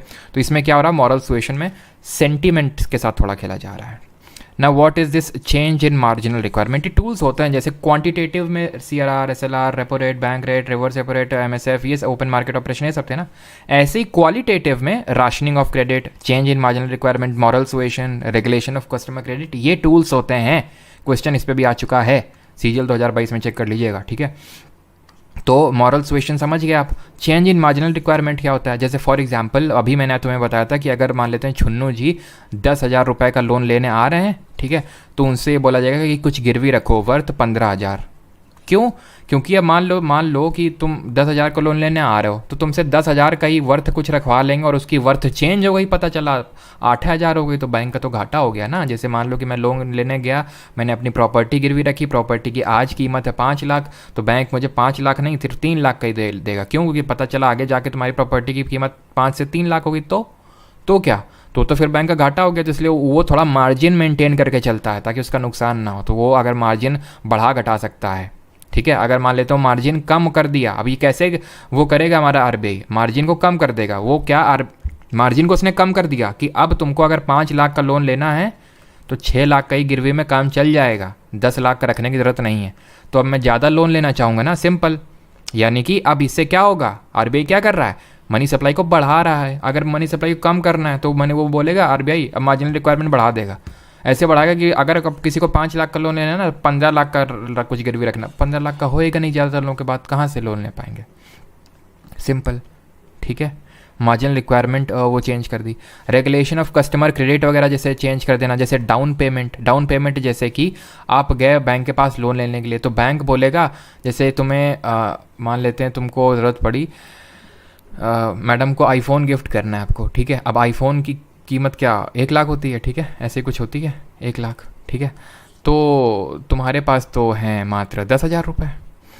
बैंक ने अगर ये बोला, बैंक की डाउन पेमेंट रिक्वायरमेंट होती है कि इतना पेमेंट आप पहले करो तब हम आपको इतने का लोन देंगे, फिर आप किश्तों में इसको चुकाते रहना, ठीक है। तो बैंक ने बोला एक केस में कि 15,000 है डाउन पेमेंट, आप लोन लेंगे, लोन लेना तो चाहेंगे लेकिन लोन देगा आपको बैंक? नहीं देगा। मार्जिनल रिक्वायरमेंट ही मीट नहीं कर रहे हैं, तो तुम्हारे पास 10,000 रुपये, लेकिन तुमको देना है 1 लाख का गिफ्ट, है कि नहीं। लेकिन अगर बैंक बोल दे 10,000 में 10,000 है डाउन पेमेंट और ले सकते हो, तो लपक के लोगे कि नहीं लोगे लोन ले लिया आपने, यानी कि इकोनॉमी में पैसा चला गया। समझ रहे हो कि अब किस तरह से ये सारी चीज़ें बढ़ाने घटाने से क्या होगा। तो मार्जिनल रिक्वायरमेंट भी समझ गए, कंज्यूमर क्रेडिट भी समझ गए। राशनिंग ऑफ क्रेडिट का मतलब ये होता है डिफरेंट सेक्टर में लोन देता है हमारा जो बैंक है, किसी MSME सेक्टर में, एग्रीकल्चर सेक्टर में, डिफरेंट सेक्टर, मैन्युफैक्चरिंग सेक्टर में। तो वो अगर मान ले RBI ये चाहे, अभी हमने देखा था कि जैसे वो WPI का यूज़ करता है, होल सेल प्राइस इंडेक्स, अगर मैन्युफैक्चरिंग इन्फ्लेशन अगर चेक करना है, तो अगर उसको लग रहा है कि यार WPI तो काफ़ी कम निकल के आ रहा है, यानी कि ये इन्फ्लेशन तो काफ़ी कम है, यानी कि यहाँ पे थोड़ा क्रेडिट की ज़्यादा रिक्वायरमेंट है, चलो भैया पैसा डालो। तो वो क्या बोलेगा बैंक से, बेटा ये जो मैन्युफैक्चरिंग वाला है ना, वहाँ ज़्यादा लोन दो, वहाँ राशनिंग का मतलब होता है जैसे कि घर का राशन, कि भाई इतना रुपये गेहूं के लिए, इतना रुपये चावल के लिए, इतना रुपये मान लेते हैं कि कुछ वाटर एक्सपेंसेस, इतना इलेक्ट्रिसिटी। तो आप वो राशनिंग करते हो कि नहीं, कि क्रेडिट इतना इसमें, इतना इसमें, इतना इसमें। तो वही करता है RBI कि इतना तुमको इस सेक्टर में देना, इतना इस सेक्टर में, इतना इस सेक्टर में। तो that is rationing.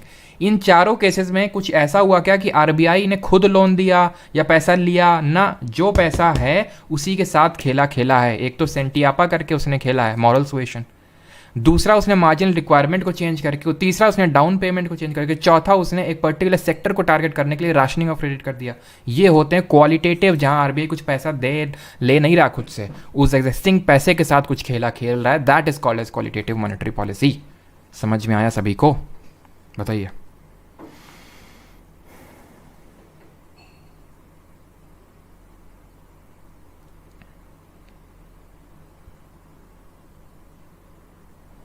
Nehal Dey, sir आप आईफोन यूज़ करते हो क्या? नहीं जी, हम आईफोन यूज़ नहीं करते हैं। आदित्य राज RRR बता दो with respect to inflation, okay. Rationing repeat, okay. और किसी कुछ? हाँ, वो मैंने मुनीश गर्ग 12 जुलाई 1982 को नाबार्ड सेटअप हुआ था, ये मैंने करेक्ट करवा दिया था, बट आई थिंक मैं शायद आप बैच वाले टेलीग्राम पे नहीं होंगे, इसलिए आपको वो नहीं पता चला होगा। वो मैंने आई थिंक डाल दिया था बैच में 12 जुलाई, और नोट्स में भी वो करेक्ट ही है, 12 जुलाई 1982 है। खतरनाक, ओके। खेला हो बे। अच्छा, 2 डाउट्स आए हैं अभी तक। सर एक कैमरा दे दीजिए प्लीज़। अच्छा फिर चलो, ये फेस हाइट, सॉरी ये क्लास हाइट क्यों हो जाती है? क्लास हाइट ही हो जाती है बिकॉज ये पेड बैच की क्लासेस हैं जो फ्री लाइव स्ट्रीम हो रही है यूट्यूब पे, तो ये फिर रिकॉर्डेड वहाँ पे जाती हैं। तो एक था आरआर विद रिस्पेक्ट इन्फ्लेशन और राशनिंग ऑफ क्रेडिट। देखो राशनिंग ऑफ क्रेडिट है कि इतना पैसा जाता है एमएसएमई सेक्टर को, मान लेते हैं, ठीक है, वो लोन दे रहा है, इतना एग्रीकल्चर सेक्टर को लोन दे रहा है, ठीक है, मतलब कुछ भी हो सकता है, इतना मैन्युफैक्चरिंग को दे रहा है। तो मान लेते हैं कि आरबीआई को ये लगा कि मतलब इस सेक्टर में ग्रोथ नहीं हो रही है और इन्फ्लेशन तो इसमें बिल्कुल नहीं है। और मैं एग्जांपल तुम्हें दे रहा हूँ कि यार हमने पहले पढ़ा था कि अगर मैन्युफैक्चरिंग सेक्टर में इन्फ्लेशन देखना है तो डब्ल्यूपीआई का यूज़ कर लो, होलसेल प्राइस इंडेक्स, बिकॉज उसमें मैन्युफैक्चरिंग जो होते हैं ना उनको ज़्यादा वेटेज दिया था, सर्विसेज तो होते ही नहीं उसमें डब्ल्यूपीआई में। सर्विसेज कहाँ पे होते हैं? सीपीआई में होते हैं। जरा ये बताइए डब्ल्यूपीआई और सीपीआई को कैलकुलेट कौन करता है और किसको यूज़ किया जाता है? बाय द आरबीआईज जो मॉनेटरी पॉलिसी कमेटी होती है to decide the inflation rate. तो क्या होता है, अब यहाँ पे मान लेते हैं पैसा नहीं है, पैसा इन्फ्लक्स करना है, तो वो बोलेगा राशनिंग, यानी कि वो बोलेगा कि मैन्युफैक्चरिंग सेक्टर के लिए आप एक काम करो, मैन्युफैक्चरिंग सेक्टर में अब इंटरेस्ट रेट कम कर दो। यानी अगर कोई एग्रीकल्चरल पर्पस के लिए लोन लेने आता है फिर एमएसएमई, तो उतना ही रखो, इसको थोड़ा और कम कर दो। मान लेते हैं कि यहाँ पे बहुत ज़्यादा इन्फ्लेशन हो रखा है, इसको ज़्यादा कर दो, सिंपल। तो इससे होगा क्या, इसमें अगर इंटरेस्ट रेट ज़्यादा कर देगा तो कम लोग लोन लेने आएंगे, यहाँ पे इन्फ्लेशन कम होगा, ठीक। अब यहाँ पे एक डाउट था किसका, आरआर के रिस्पेक्ट में इन्फ्लेशन। रिवर्स रेपो रेट का मतलब ये है, सिंपल वही है कि आरबीआई चाहता है कि वो इन्फ्लेशन को काउंटर करे, ठीक है। एक एग्जांपल लेते हैं, वो डिफ्लेशन को भी वो कर सकता है, तो इन्फ्लेशन को काउंटर करे। तो आरबीआई ने दिमाग लगाया, बुद्धि लगाई कि बैंक का पैसा खींच लें, तो बैंक कहाँ से दे पाएगा लोगों को लोन? तो बैंक का पैसा खींचने का उसने एक तरीका निकाला। उसने बोला बैंक को, बैंक इधर सुनो, इधर आओ, तुम उधर मत जाओ, बाद में लोन देना, पहले इधर आओ। कितने में दे रहे हो उसको? बैंक ने बोला 8 में दे रहे हैं। बोलेगा उसको तुम लोन दोगे, फिर उसके पीछे पीछे घूमोगे, भैया लोन दे दो, अभी तो आ गया कि तुमसे गिड़गिड़ा रहा है, लेकिन अब बाद में जाना तुम्हें लाठी बजाएगा तुम पे, हम तुमको उससे आधार ज़्यादा देंगे 8.5%। बैंक बोलेगा भाई साहब पैर में पड़ जाएगा, ले पैसा ले। उससे बोलेगा चलो निकलो जरा। किसको? हमें, पब्लिक को बोलेगा। यानी बैंक, आरबीआई ने बुद्धि लगाई कि बैंक को हम ज़्यादा रेट देंगे तो वो क्या करेगा, वो हमारे पास पैसे जमा कर देगा, लोगों को नहीं देगा। बस इन्फ्लेशन काउंटर करने का मतलब ये है कि लोगों तक पैसा नहीं पहुँचना चाहिए, बस, ठीक। तो उसको किस तरह से करेगा, आरबीआई ने बोला कि हम आपको ज़्यादा रेट देंगे, यानी रिवर्स रेपो रेट उसने बढ़ा दिया, यानी इन्फ्लेशन को काउंटर कर दिया। वाइसे वर्सा सेम आप बाकी चीज़ों में अगर डिफ्लेशन है तो वो उसको कम कर देगा, सिंपल, ठीक है। आई होप अभी तक यहाँ तक आप समझ गए होंगे सारी चीज़ों को, और यहाँ पे आपकी सारी चीज़ें होती हैं ख़त्म। क्वालिटेटिव टूल्स लिखवा दो सर, लिखवा दो। क्या ये लिखा तो हुआ है, अब क्या लिखवा दें इसमें? हाँ ये लिखा तो हुआ है, इतना भी आप ये बस याद करो, ये उसमें बहुत ज़्यादा उसमें मत जाओ जो लिखा हुआ है। बस राशनिंग ऑफ क्रेडिट पता है ना, राशनिंग ऑफ क्रेडिट का मतलब क्या, मार्जिनल रिक्वायरमेंट। क्वेश्चन ऐसे पूछेगा, इतना डीप में नहीं पूछेगा आपसे, जो उसकी डेफिनेशन वगैरह, ठीक है। मॉरल सुएशन, मार्जिनल रिक्वायरमेंट, वो इस तरह का क्वेश्चन आया था सीजीएल 2022 में। विच ऑफ द फॉलोइंग इज़ या फिर is not a qualitative monetary policy tool, इस तरह का क्वेश्चन आया था, ठीक है।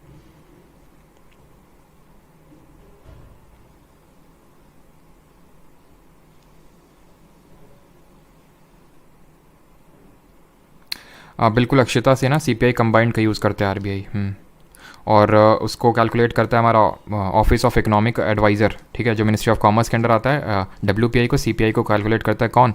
एनएसओ करता है, नेशनल स्टैटिस्टिकल ऑफिस, जो कि मॉस्पी यानी ministry of statistics and programme implementation के तहत आता है, ठीक है। सर रिवर्स रेपो रेट से कम होता है हमेशा, पता नहीं क्या पूछे हैं चंदन जी, मैंने आपको सब कुछ 2 बार एक्सप्लेन कर दिया, आप समझ लीजिए उसको, ठीक है, अगर आपको कुछ डाउट है इसमें तो। अब हम यहाँ पे करते हैं कुछ क्वेश्चंस। आई होप सबको सारी चीज़ें आ गई हैं समझ, ठीक है। कल हम लोग देखेंगे कुछ क्वेश्चन कर लेते हैं, बाकी क्वेश्चन मैं यहाँ पे अपलोड कर दूंगा, आप खुद से करके लाएंगे, बिकॉज इसमें क्या होता है ना, आप एक सेकेंड, ठीक, चलो करो क्वेश्चन को।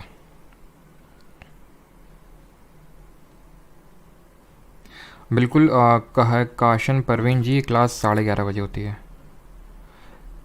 चेंज इन मार्जिनल रिक्वायर्ड एक बार फिर से, यानी एक बार फिर क्या होता है? मतलब अभी मैं पूछ रहा था, डाउट है तो क्वेश्चन पे एक बार फिर है।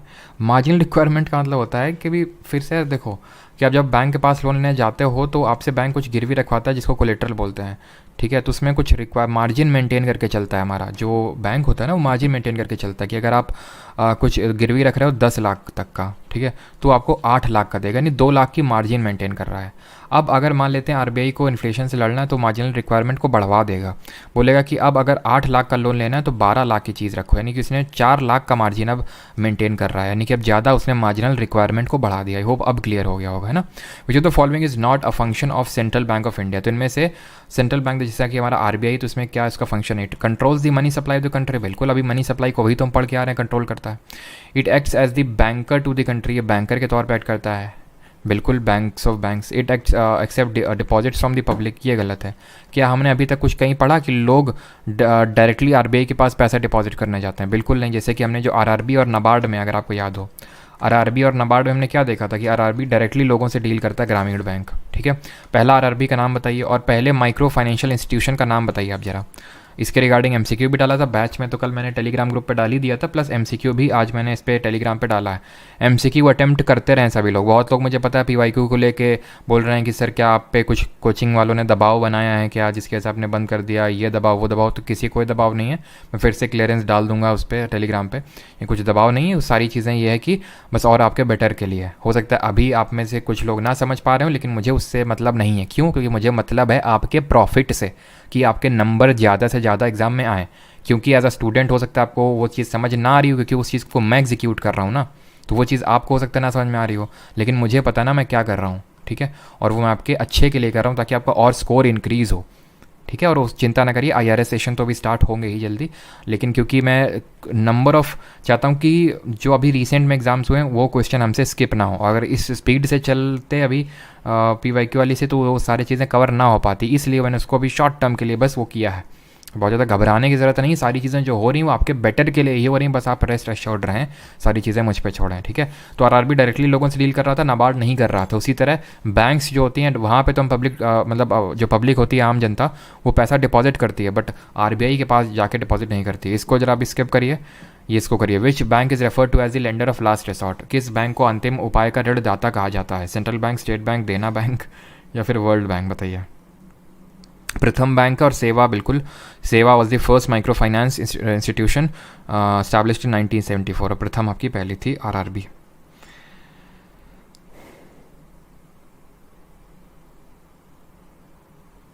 सर ये कॉन्सेप्ट समझ नहीं है कि इन्फ्लेशन से एम्प्लॉयमेंट से क्या रिलेशन है। अमन जायसवाल, देखो इन्फ्लेशन और एम्प्लॉयमेंट का रिलेशन नहीं समझ पाए आप। देखो मैं आपको बताता हूँ, इन्फ्लेशन का मतलब क्या होता है अमन जी? इन्फ्लेशन का मतलब होता है कि पैसा ज़्यादा इकनॉमी में ज़्यादा घूम रहा है, यही तो मतलब होता है। ज़्यादा है पैसा, यानी कि अगर मान लो अगर पैसा ज़्यादा है तो मेरे पास पैसा ज़्यादा होगा तो मैं किसी को भी लोन दे दूंगा। कोई मान लेते हैं कि कोई हमारे फ्रेंड आए, उन्होंने बोला कि यार परमार जी लोन दे दीजिए, बिज़नेस सेटअप करना था, एक आइडिया आया था हमारे उसमें, तो हम बिज़नेस सेटअप करना चाहते, तो मेरे पास हाथ में पैसा है तो मैं दे पाऊंगा, नहीं है तो नहीं दे पाऊंगा। इन्फ्लेशन है तो मेरे मतलब मेरे पास पैसा है तो मैंने उनको पैसा दे दिया, उन्होंने बिज़नेस सेटअप किया। बिज़नेस सेटअप किया तो खुद तो सारा कुछ चला नहीं लेंगे, वर्कर्स रखेंगे, सारा कुछ करेंगे, इससे लोगों को एम्प्लॉयमेंट मिलेगा, अनएम्प्लॉयमेंट घटेगा, सिंपल, ठीक। Lender of last resort central bank, RBI. ये नहीं करना है अभी, जो करवा रहा हूँ सिर्फ उतना ही अभी करना है आपको, बाकी जो छुड़वा रहे हैं वो कल करेंगे। The Reserve Bank of India also acted as, आज वाले क्वेश्चन यार कॉन्सेप्ट तो कहाँ गए? CRR SLR वाले कहाँ गए? रुको रुको रुको रुको रुको। बैंक रेट की ये बताओ, विच of the following is the correct definition of bank rate? अभी ये MTS के एग्ज़ाम आई थिंक चल रहा है ना अभी तो विच of the following is the correct definition of bank rate? इनमें से सही डेफिनेशन कौन सी है बताइए? ऑप्शंस आपके सामने। It is the rate of interest payable by commercial bank to RBI. It is the rate of interest payable by scheduled bank at which RBI lends overnight, overnight तो loan है नहीं है, वो तो रेपो रेट वगैरह है। It is the rate of interest rate payable by consumer to commercial bank, rate consumer. It is the interest rate of payable by RBI to commercial bank. भाई RBI commercial bank को क्यों दे रहा है? ये reverse repo rate थोड़ी ना चल रहा है, यहाँ पे पहला वाला सही होगा। It is the rate of interest payable by को एक सेकंड, हाँ, एक rate payable by the commercial bank to RBI, bank rate अगर कंज्यूमर मतलब हम लोग पब्लिक लोग, तो वो बैंक रेट थोड़ी ना था, बैंक रेट वो होता है जिसपे हमारी बैंक आरबीआई से लोन लेती है। तो ऑप्शन नंबर ए यहाँ पे सही आंसर होगा, ठीक है।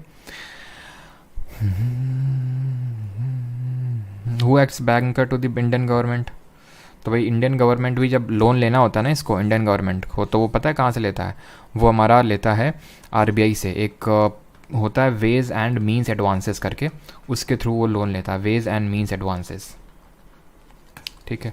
अगला क्वेश्चन है 14th, नहीं, interest rate at which RBI provides overnight liquidity to bank is called as, बताइए। क्वेश्चन क्या है, the interest rate at which Reserve Bank of India provides overnight liquidity to banks is called, reverse repo rate, marginal standing facility, repo rate, leverage rate, बताइए। ये question पूछा गया CGL 2022 में।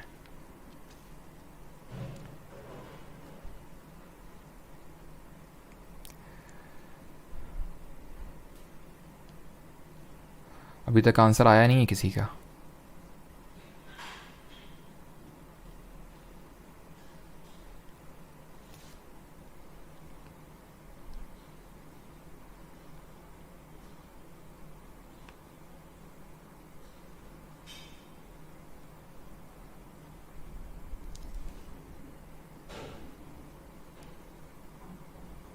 A B, भाई ए कैसे दे सकते हो, the interest rate at which RBI, sorry हाँ, RBI provides overnight liquidity to banks, overnight liquidity provide कर रही है, ओवरनाइट लिक्विडिटी टू बैंक्स।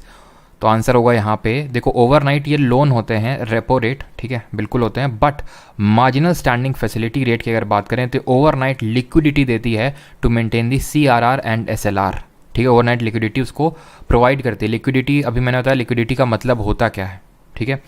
अगर ये इस सेंस में पूछ लेगा आपसे, अगर मान लेते हैं कि एमएसएफ भी ऑप्शन में नहीं होगा, देन आपका उस केस में आंसर रेपो रेट होगा, ठीक है। आगे बढ़ते हैं, अगला क्वेश्चन 16th, और लेवरेज रेट आपको नहीं पढ़ना है, ठीक है सर। लेवरेज रेट क्या होता है, लेवरेज रेट आपको ये सब जानने की जरूरत नहीं है, जितना मैंने बताया, repo rate, bank rate, reverse repo rate, बस उतना ही। Which of the following is one of the open market operations by the RBI, निम्नलिखित में से कौन सा भारतीय रिजर्व बैंक द्वारा खुले बाजार परिचालनों में से एक है। Open market operation, open market operation में क्या होता है, जो जीसेक्स होते हैं उनको सेल और बाई किया जाता है, या तो उनको खरीदा या बेचा जाता है, ठीक है। तो buying and selling of bonds issued by the government in the open market, buying and selling bonds issued by commercial banks in open market, ठीक है। ओनली बाइंग, ओनली सेलिंग, ऐसा नहीं होगा। सही आंसर क्या होगा,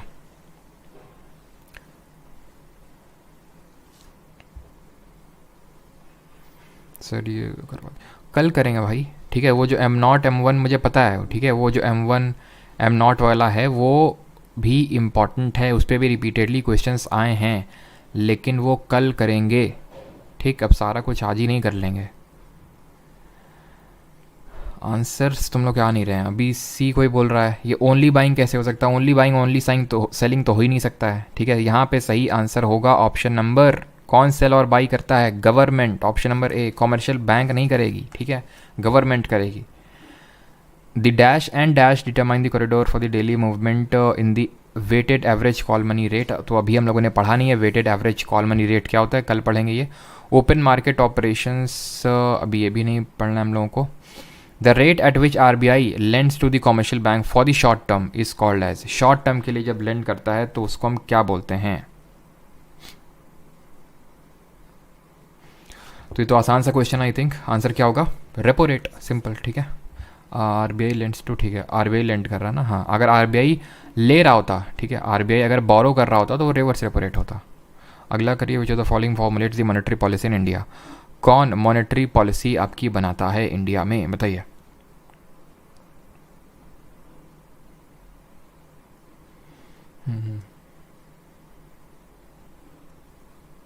चलिए, तो यहाँ पे मॉनेटरी पॉलिसी कौन बनाएगा, मॉनेटरी पॉलिसी कमेटी जो आरबीआई के तहत सेटअप होती है, ठीक है, आरबीआई बनाता है, ऑप्शन नंबर ए।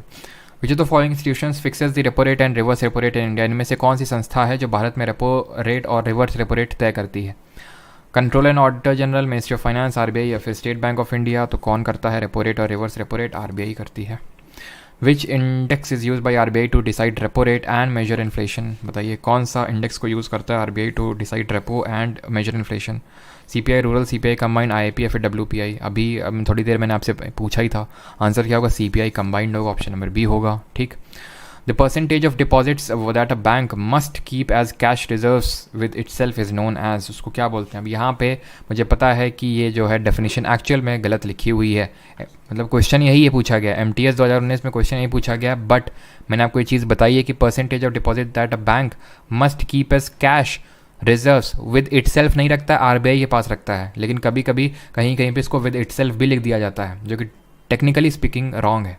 ठीक है, बिकॉज ऐसा ही आई थिंक एक बार सीडीएस में क्वेश्चन आ चुका है, जहाँ पे दो ऐसे ही ऑप्शन थे, जहाँ पे एक था विद इटसेल्फ और एक था विद आरबीआई। विद आरबीआई सही माना गया था। ठीक है, आंसर यहाँ पे सही होगा क्या? Cash reserve ratio, option number B. ठीक है, एसएलआर क्या होता है? स्टैट्यूटरी लिक्विड रेशियो, जो आप जीसेक और गवर्नमेंट सिक्योरिटी के फॉर्म में, गवर्नमेंट सिक्योरिटी या फिर गोल्ड के फॉर्म में भी रख सकते हो, और यहाँ पे आपको रिटर्न मिलता है एसएलआर में। सीआरआर में no return. CRR is calculated as percentage of each banks, नकद आरक्षित अनुपात की गणना प्रत्येक बैंक के डैश के प्रतिशत के रूप में की जाती है। Rate of inflation, NDTL, credit growth या फिर सेविंग्स ऑफ कस्टमर्स। तो सीआरआर कैलकुलेट होता है आपका net demand and time liability में, यानी एनडीटीएल में कैलकुलेट होता है, हम लोगों ने शुरू में ही देखा था। ठीक। Who among the following is not a governor of the RBI? Statics का क्वेश्चन है, बताइए। इसमें क्वेश्चन है निम्नलिखित में से कौन भारतीय रिजर्व बैंक का गवर्नर नहीं था? ऑप्शन आपके डी सुब्बा राव, मनमोहन सिंह, एम नरसिम्हन या फिर एम एस गिल? बताइए।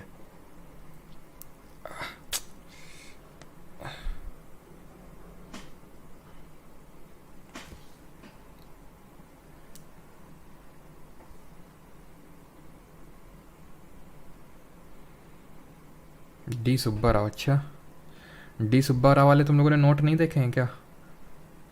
क्यों? इससे पहले आई थिंक जब स्कूल डेज में तो यही वाले नोट चलते होंगे। जब स्कूल के दिनों को अपने याद करो, उसमें आपके सुब्बा राव जी के ही साइन होते थे। अच्छा हाँ, एक चीज़ कि कल मैंने शायद आपको आरबीआई के पहले और वो नहीं बताए थे। ठीक है, मतलब पहले आपके ध्यान रखना ऑब्सॉन स्मिथ थे। ठीक है, ऑसबॉर्न, नॉट ऑब्सॉन, ऑसबॉर्न स्मिथ। ठीक है, और फिर मतलब फर्स्ट इंडियन अगर बात करें तो सीडी देशमुख थे। ठीक है, फर्स्ट इंडियन आपके सीडी देशमुख जी थे। ठीक है, आंसर यहाँ पे एम एस गिल होगा, ऑप्शन नंबर डी। ये नहीं रहे हैं। ठीक, ये आपके नहीं रहे हैं। ठीक है, आगे बढ़ते हैं। 26 as per the guidelines issued by the RBI in June 2021 each NBFC MFI is required to maintain not less than dash of its net asset as qualifying assets. कितना एज नेट क्वालिफाइंग एसेट्स आपको maintain करके रखना पड़ता है NBFC MFIs को? 85%, 25, 50 या फिर 75%? बताइए। कल ही मैंने हम लोगों ने पढ़ा था 2000 सीपीओ 2022 में, देखिए पूछा गया, ये सीजीएल में तो पूछा ही जा रहा है अभी। आंसर इसका 75% होगा। भर भर के क्वेश्चन आ रहे हैं, इस पर ध्यान रखना। माइक्रो फाइनेंस स्टेशन पे कल सारी चीज़ें हम लोग देख चुके हैं। ये आप बताएंगे इनको किस कमेटी की सिफारिश से सेटअप किया गया था, जरा ये बताइए। ये 75% ऑफ अपना नेट एसेट्स मेंटेन करके रखना पड़ता है। कल हम लोगों ने देखा था इसको, 25% आप कैसे बोल रहे हैं? ठीक है, फॉरेन एक्सचेंज अभी पढ़ा नहीं हम लोगों ने। A project for purveying micro credit by linking SHG with banks was launched by? किसने लॉन्च किया था ये project for purveying micro credit by linking SHG को बैंक से लेंड करने, एसएचजी को बैंक से लेंड करके, क्योंकि एसएचजी क्या करते हैं कि माइक्रो फाइनेंस इंस्टीट्यूशन है, माइक्रो क्रेडिट प्रोवाइड करते हैं, और ये काम किया था नाबार्ड ने। ठीक है, national bank for agriculture and rural development ने। मालेगाम कमेटी है, बिल्कुल सबने सही बताया। कब ये कमेटी बनी थी? 2010 में बनी थी। ठीक है, मालेगाम कमेटी बनी थी और ये 2010 में बनी थी, ध्यान रखिएगा, इंपॉर्टेंट है ये। अगले क्वेश्चन पे आते हैं। A form of financial service which provides small loans and other financial services to poor and low income households is called as? अगर ये बताइए कि लो इनकम हाउस होल्ड के लिए क्या लिमिट है, मतलब कितना इनकम है तो आपको ये दिया जाएगा माइक्रो फाइनेंस जो लोन है।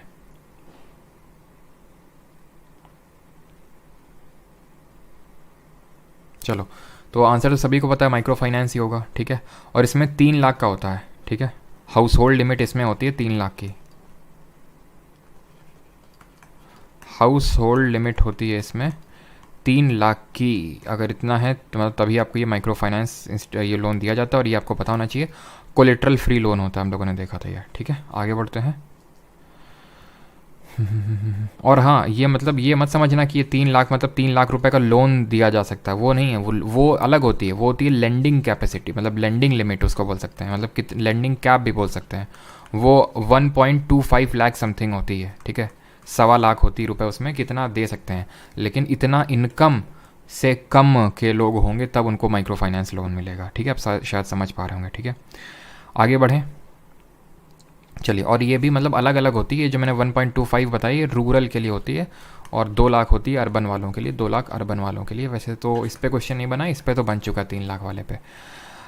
SIDBI is regulated by, SIDBI को कौन रेगुलेट करता है? इंडियन बैंक करती है, आरबीआई करती है, ICICI बैंक करती है, SBI करती है। तो ऑब्वियस सी बात है, सिडबी को कौन रेगुलेट करेगा? आरबीआई ही रेगुलेट करेगी। सिडबी कब बनी थी? सिडबी बनी थी 2 अप्रैल 1990 को, कल देखा था। लखनऊ में इसका हेडक्वार्टर है, और ये आपका functions under the ministry of finance. ठीक है, मिनिस्ट्री ऑफ फाइनेंस के तहत फंक्शन करती है। 1990 में बनी थी 2 अप्रैल को, और आरबीआई के तहत, मतलब अभी आरबीआई इसको रेगुलेट करता है। ऑप्शन नंबर बी यहाँ पे सही आंसर होगा। हेडक्वार्टर लखनऊ में है। 31 विच of the following is an example of public sector bank? इनमें से पब्लिक सेक्टर बैंक का एग्जाम्पल कौन सा है? पब्लिक सेक्टर मतलब जहाँ पे गवर्नमेंट की मेजर शेयर होल्डिंग है। फेडरल बैंक, HDFC, एक्सिस, या फिर PNB? सब जानते हैं PNB। ठीक है, ऑप्शन नंबर डी। NBFC, चलिए यहाँ पे क्या लिखा हुआ है? For a NBFC MFI, the maximum variance permitted for individual loans between the minimum and maximum interest rate cannot exceed 4%, cannot exceed 2%, cannot be less than 2%, या फिर cannot be less than 4%। बताइए आंसर क्या होगा? वही NBFC MFI पे ही question है जो कि हम लोगों ने कल ढंग से देखा था। अब यहाँ पे ये क्वेश्चन आपसे पूछ रहा है कि न्यूनतम और अधिकतम ब्याज दर के बीच व्यक्तिगत ऋण के लिए अधिकतम अंतर कितना होना चाहिए, यानी न्यूनतम ब्याज दर और अधिकतम, यानी इसके बीच में। ठीक है, तो ये ध्यान रखिएगा, इट कैन नॉट एक्सीड 4%, ये 4% से ज़्यादा नहीं हो सकता। मैक्सिमम वेरिएंस परमिटेड और इंडिविजुअल और मैक्सिमम और जो मिनिमम इंटरेस्ट रेट के बीच में 4% से ज़्यादा का इंटरेस्ट, मतलब जो गैप है, वेरिएंस है, वो नहीं हो सकता है, यानी मैक्सिमम 4% ही परमिटेड है। ठीक, आगे बढ़ते हैं। 33 देखते हैं। The micro finance movement in India, बिल्कुल वही है, कैन नॉट, ए होगा इसका। ठीक है, डी नहीं होगा, ए ही होगा, can not exceed 4%। The micro finance movement in India was formally launched on a pilot basis by NABARD in 1992, NABARD in 1994, SIDBI in 1994, या फिर सिडबी 1992। तो भाई माइक्रो फाइनेंस का कौन सारा कुछ देख रहा है? माइक्रो फाइनेंस इंस्टीट्यूशंस हमारे कौन कौन से थे अगर आपको याद है? SHG, ठीक है, joint liability group. Joint liability group में जरा ये बताइए मिनिमम और मैक्सिमम मेंबर्स में क्या लिमिट है जॉइंट लायबिलिटी ग्रुप में? तो अभी अभी देख क्या है कि भाई SHGs को बैंक से लिंक करने का काम ये भी कौन कर रहा था? नाबार्ड कर रहा था।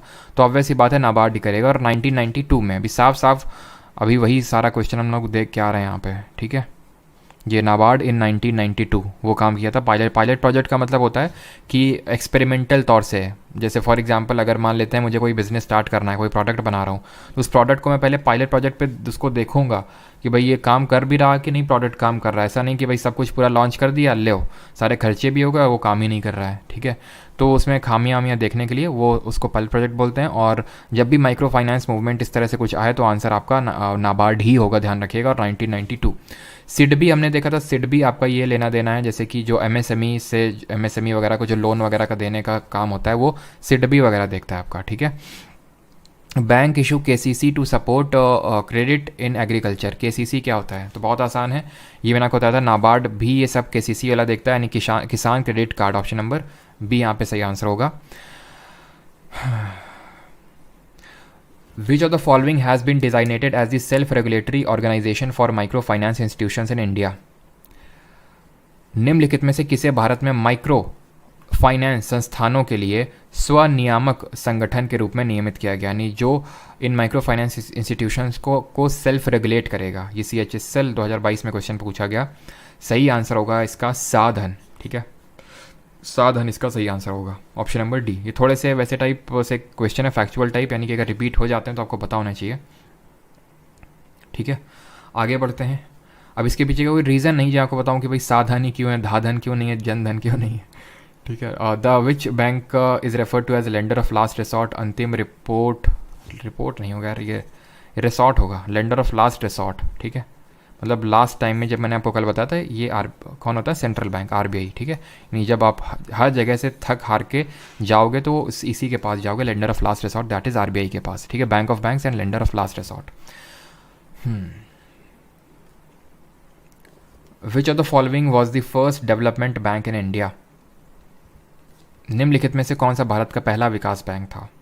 National housing bank, export import that is EXIM, industrial finance corporation of India, या फिर industrial development bank of India, IDBI. सही आंसर होगा यहाँ पे आईएफसीआई, जो कि 1948 में आपका स्टैब्लिश हुआ था, 1948 में स्टैब्लिश हुआ था industrial finance corporation of India. 1 जुलाई 1900, यहाँ पे मैं क्लियरली लिख देता हूँ, 1 जुलाई 1948 को ये सेटअप हुआ था first development bank of India के तौर पे। ठीक है, और इसका प्राइमरी गोल क्या था, ताकि जो डेवलपमेंट बैंक है उनको एस्टैब्लिश करे और उनको हेल्प करे इंडस्ट्रियल सेक्टर में जो भी फाइनेंशियल डिमांड होती है उनको मीट करने में। ठीक, 38 पे आते हैं। विच of the following is not a public sector insurance? ये इसको आप स्किप कर सकते हैं अभी। ठीक है, और सीआर एसएलआर के क्वेश्चन ख़त्म हो गए क्या? एक सेकेंड, रुको रुको रुको, चलो ये अच्छा क्वेश्चन बता दो। Which of the following helps borrowers to overcome the problem of lack of collateral? निम्नलिखित में से कौन उधारकर्ताओं को संपार्श्विक की कमी की समस्या को दूर करने में मदद करता है? कौन करता है? एसएचजी। कैसे करता है? क्योंकि जो ये लोन देता है उसके लिए इसको कोलेट्रल नहीं मांगता है, कोलेट्रल की रिक्वायरमेंट नहीं रखता है, इसलिए सेल्फ हेल्प ग्रुप होगा, सिंपल। यानी कि आपके पास कुछ गिरवी रखने के लिए नहीं है, एसएचजी के पास जाओ जो कि एक माइक्रो फाइनेंस इंस्टीट्यूशन है। In which year NABARD was establish? तो नाबार्ड कब स्टैब्लिश हुआ था? आसान सा क्वेश्चन, 1982। ठीक है, कौन सी कमेटी थी? बी शिवरमन कमेटी थी, बी शिवरमन कमेटी थी। ठीक है, आगे बढ़ते हैं। The mutual fund industry in India is regulated by which of the following organisation? कल हम लोग ने देखा था म्यूचुअल फंड, स्टॉक, ये सब जितना भी होता है, नहीं जितना भी आपका इन्वेस्टमेंट साइड वाला होता है, यानी जो भी सिक्योरिटीज़ मार्केट होता है उसको कौन देखता है? उसको देखता है हमारा सेबी, जो ना आपका 1992 में स्टैब्लिश होता है, जिसका हेडक्वार्टर मुंबई में है, जिसकी अभी चेयरमैन माधवीपुरी बुच हैं, जो पहली नॉन आईएएस ऑफिसर चेयरमैन है और विमेन चेयरमैन है इसकी। तो सेबी एंड आरबीआई हो गया इसका ऑप्शन नंबर बी। ठीक, which of the following bodies is primarily concern with the maintaining the integrity of the international financial system? ये अभी हमने नहीं पढ़ा है, वैसे तो आईएमएफ आंसर होगा, लेकिन अभी कल देखेंगे इसके बारे में। अरे यार, चलो इसका आंसर दे दो। What is the full form of NPCI, which is an umbrella organization for all retail payment system in India? इसका फुल फॉर्म क्या होगा? National payment corporation, non cash payments, net payment company. तो देखिए यहाँ पर अगर आप ट्रिक का इस्तेमाल करने जाएंगे तो ट्रिक कर जाएगी फेल। क्यों? क्योंकि आप ट्रिक का इस्तेमाल करेंगे, सिमिलर देखेंगे, नॉन कैश पेमेंट, लेकिन आंसर इनमें नहीं, आंसर है non payment corporation of India, sorry national payment corporation of India. I think ये आसान भी है, वैसे बिल्कुल मैं इस चीज़ को एडमिट करूँगा, यहाँ पर ट्रिक नहीं लग रही है। ठीक है, national payment corporation of India इसका फुल फॉर्म होगा। अभी और क्वेश्चन है, चलो। विच of the following institution does not regulate capital market in India? तो निम्नलिखित में से कौन सी संस्था भारत में पूंजी बाजार को विनियमित नहीं करती है? अभी और भी हैं, सीआरआर एसएलआर वाले क्वेश्चन यार मिल ही नहीं रहे, ये मैं सोच रहा था करवाऊंगा, पता नहीं कहाँ गए। चलो कोई नहीं।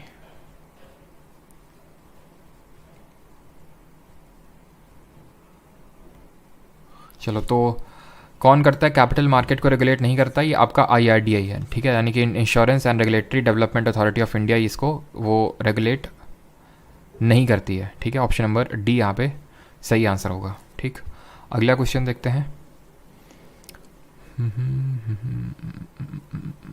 सब स्टैटिक से क्वेश्चन है। ठीक है, ये आप लोग खुद से बना के लाइएगा, मुझे लगा सीआरआर एसएलआर वाले क्वेश्चन होंगे इसमें, लेकिन जितने थे तो उतने हो गए, लेकिन आगे इसमें क्वेश्चन नहीं है सीआरआर एसएलआर के।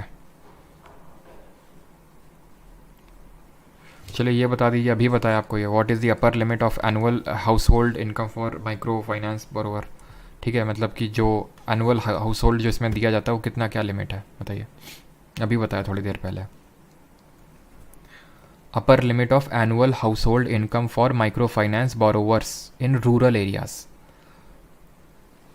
और ये जितने भी आप आगे करके लाइएगा, ठीक है, कल नहीं होगा तो इनके आंसर मैं क्विकली बता दूंगा, बिकॉज इनमें कोई समझाने वाला कुछ काम है नहीं। ठीक है, तो आंसर क्या होगा, 1.25 लाख होता है यहाँ पे। और अर्बन में कितना होता है, अर्बन में होता है आपका 2 लाख। ठीक है,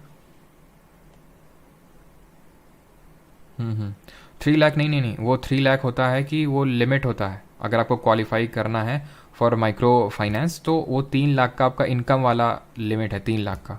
ये चीज़ अलग है। ठीक है, ये कि आपको कितना लेंड किया जाएगा वो है ये चीज़, 1.25 लाख। ठीक है, चलिए तो एक क्वेश्चन आप करके लाएंगे, बाकी कल इनके मैं आंसर बता दूंगा। और उम्मीद करता हूँ कि CRR SLR ये सारी चीज़ें आप ढंग से समझ गए होंगे। ऑलराइट, चलिए मिलते हैं कल फिर, धन्यवाद।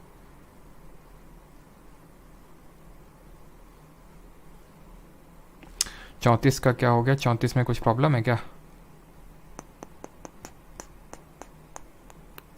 ओके ओके, गलत टिक कर दिए, किसान क्रेडिट कार्ड बोल के कृषि क्रेडिट कार्ड टिक कर दिए। Okay, sorry sorry sorry sorry sorry sorry किसान क्रेडिट कार्ड, हाँ।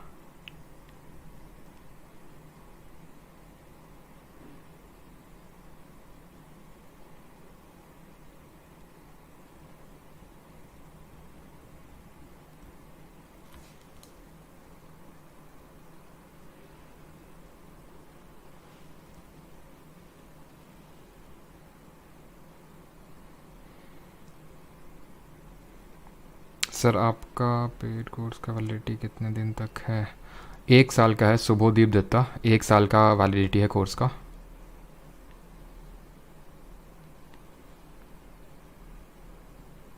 सर RBI को कहाँ से पैसा मिलता है? बैंक से पैसा मिलता है, जो लेंडिंग एक्टिविटी फाइनेंशियल एक्टिविटी करती है बैंक्स को मेंटेन करने का काम, तो बैंक से सब पे करती हैं RBI को, वहाँ से उसको मिलता है। ठीक है,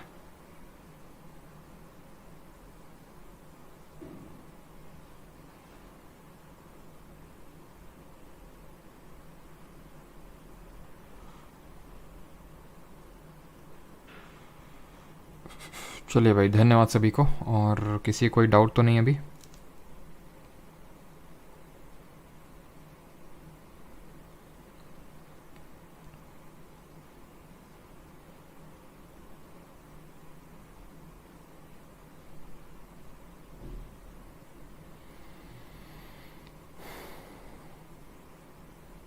चलिए भाई, धन्यवाद सभी को, मिलते हैं कल।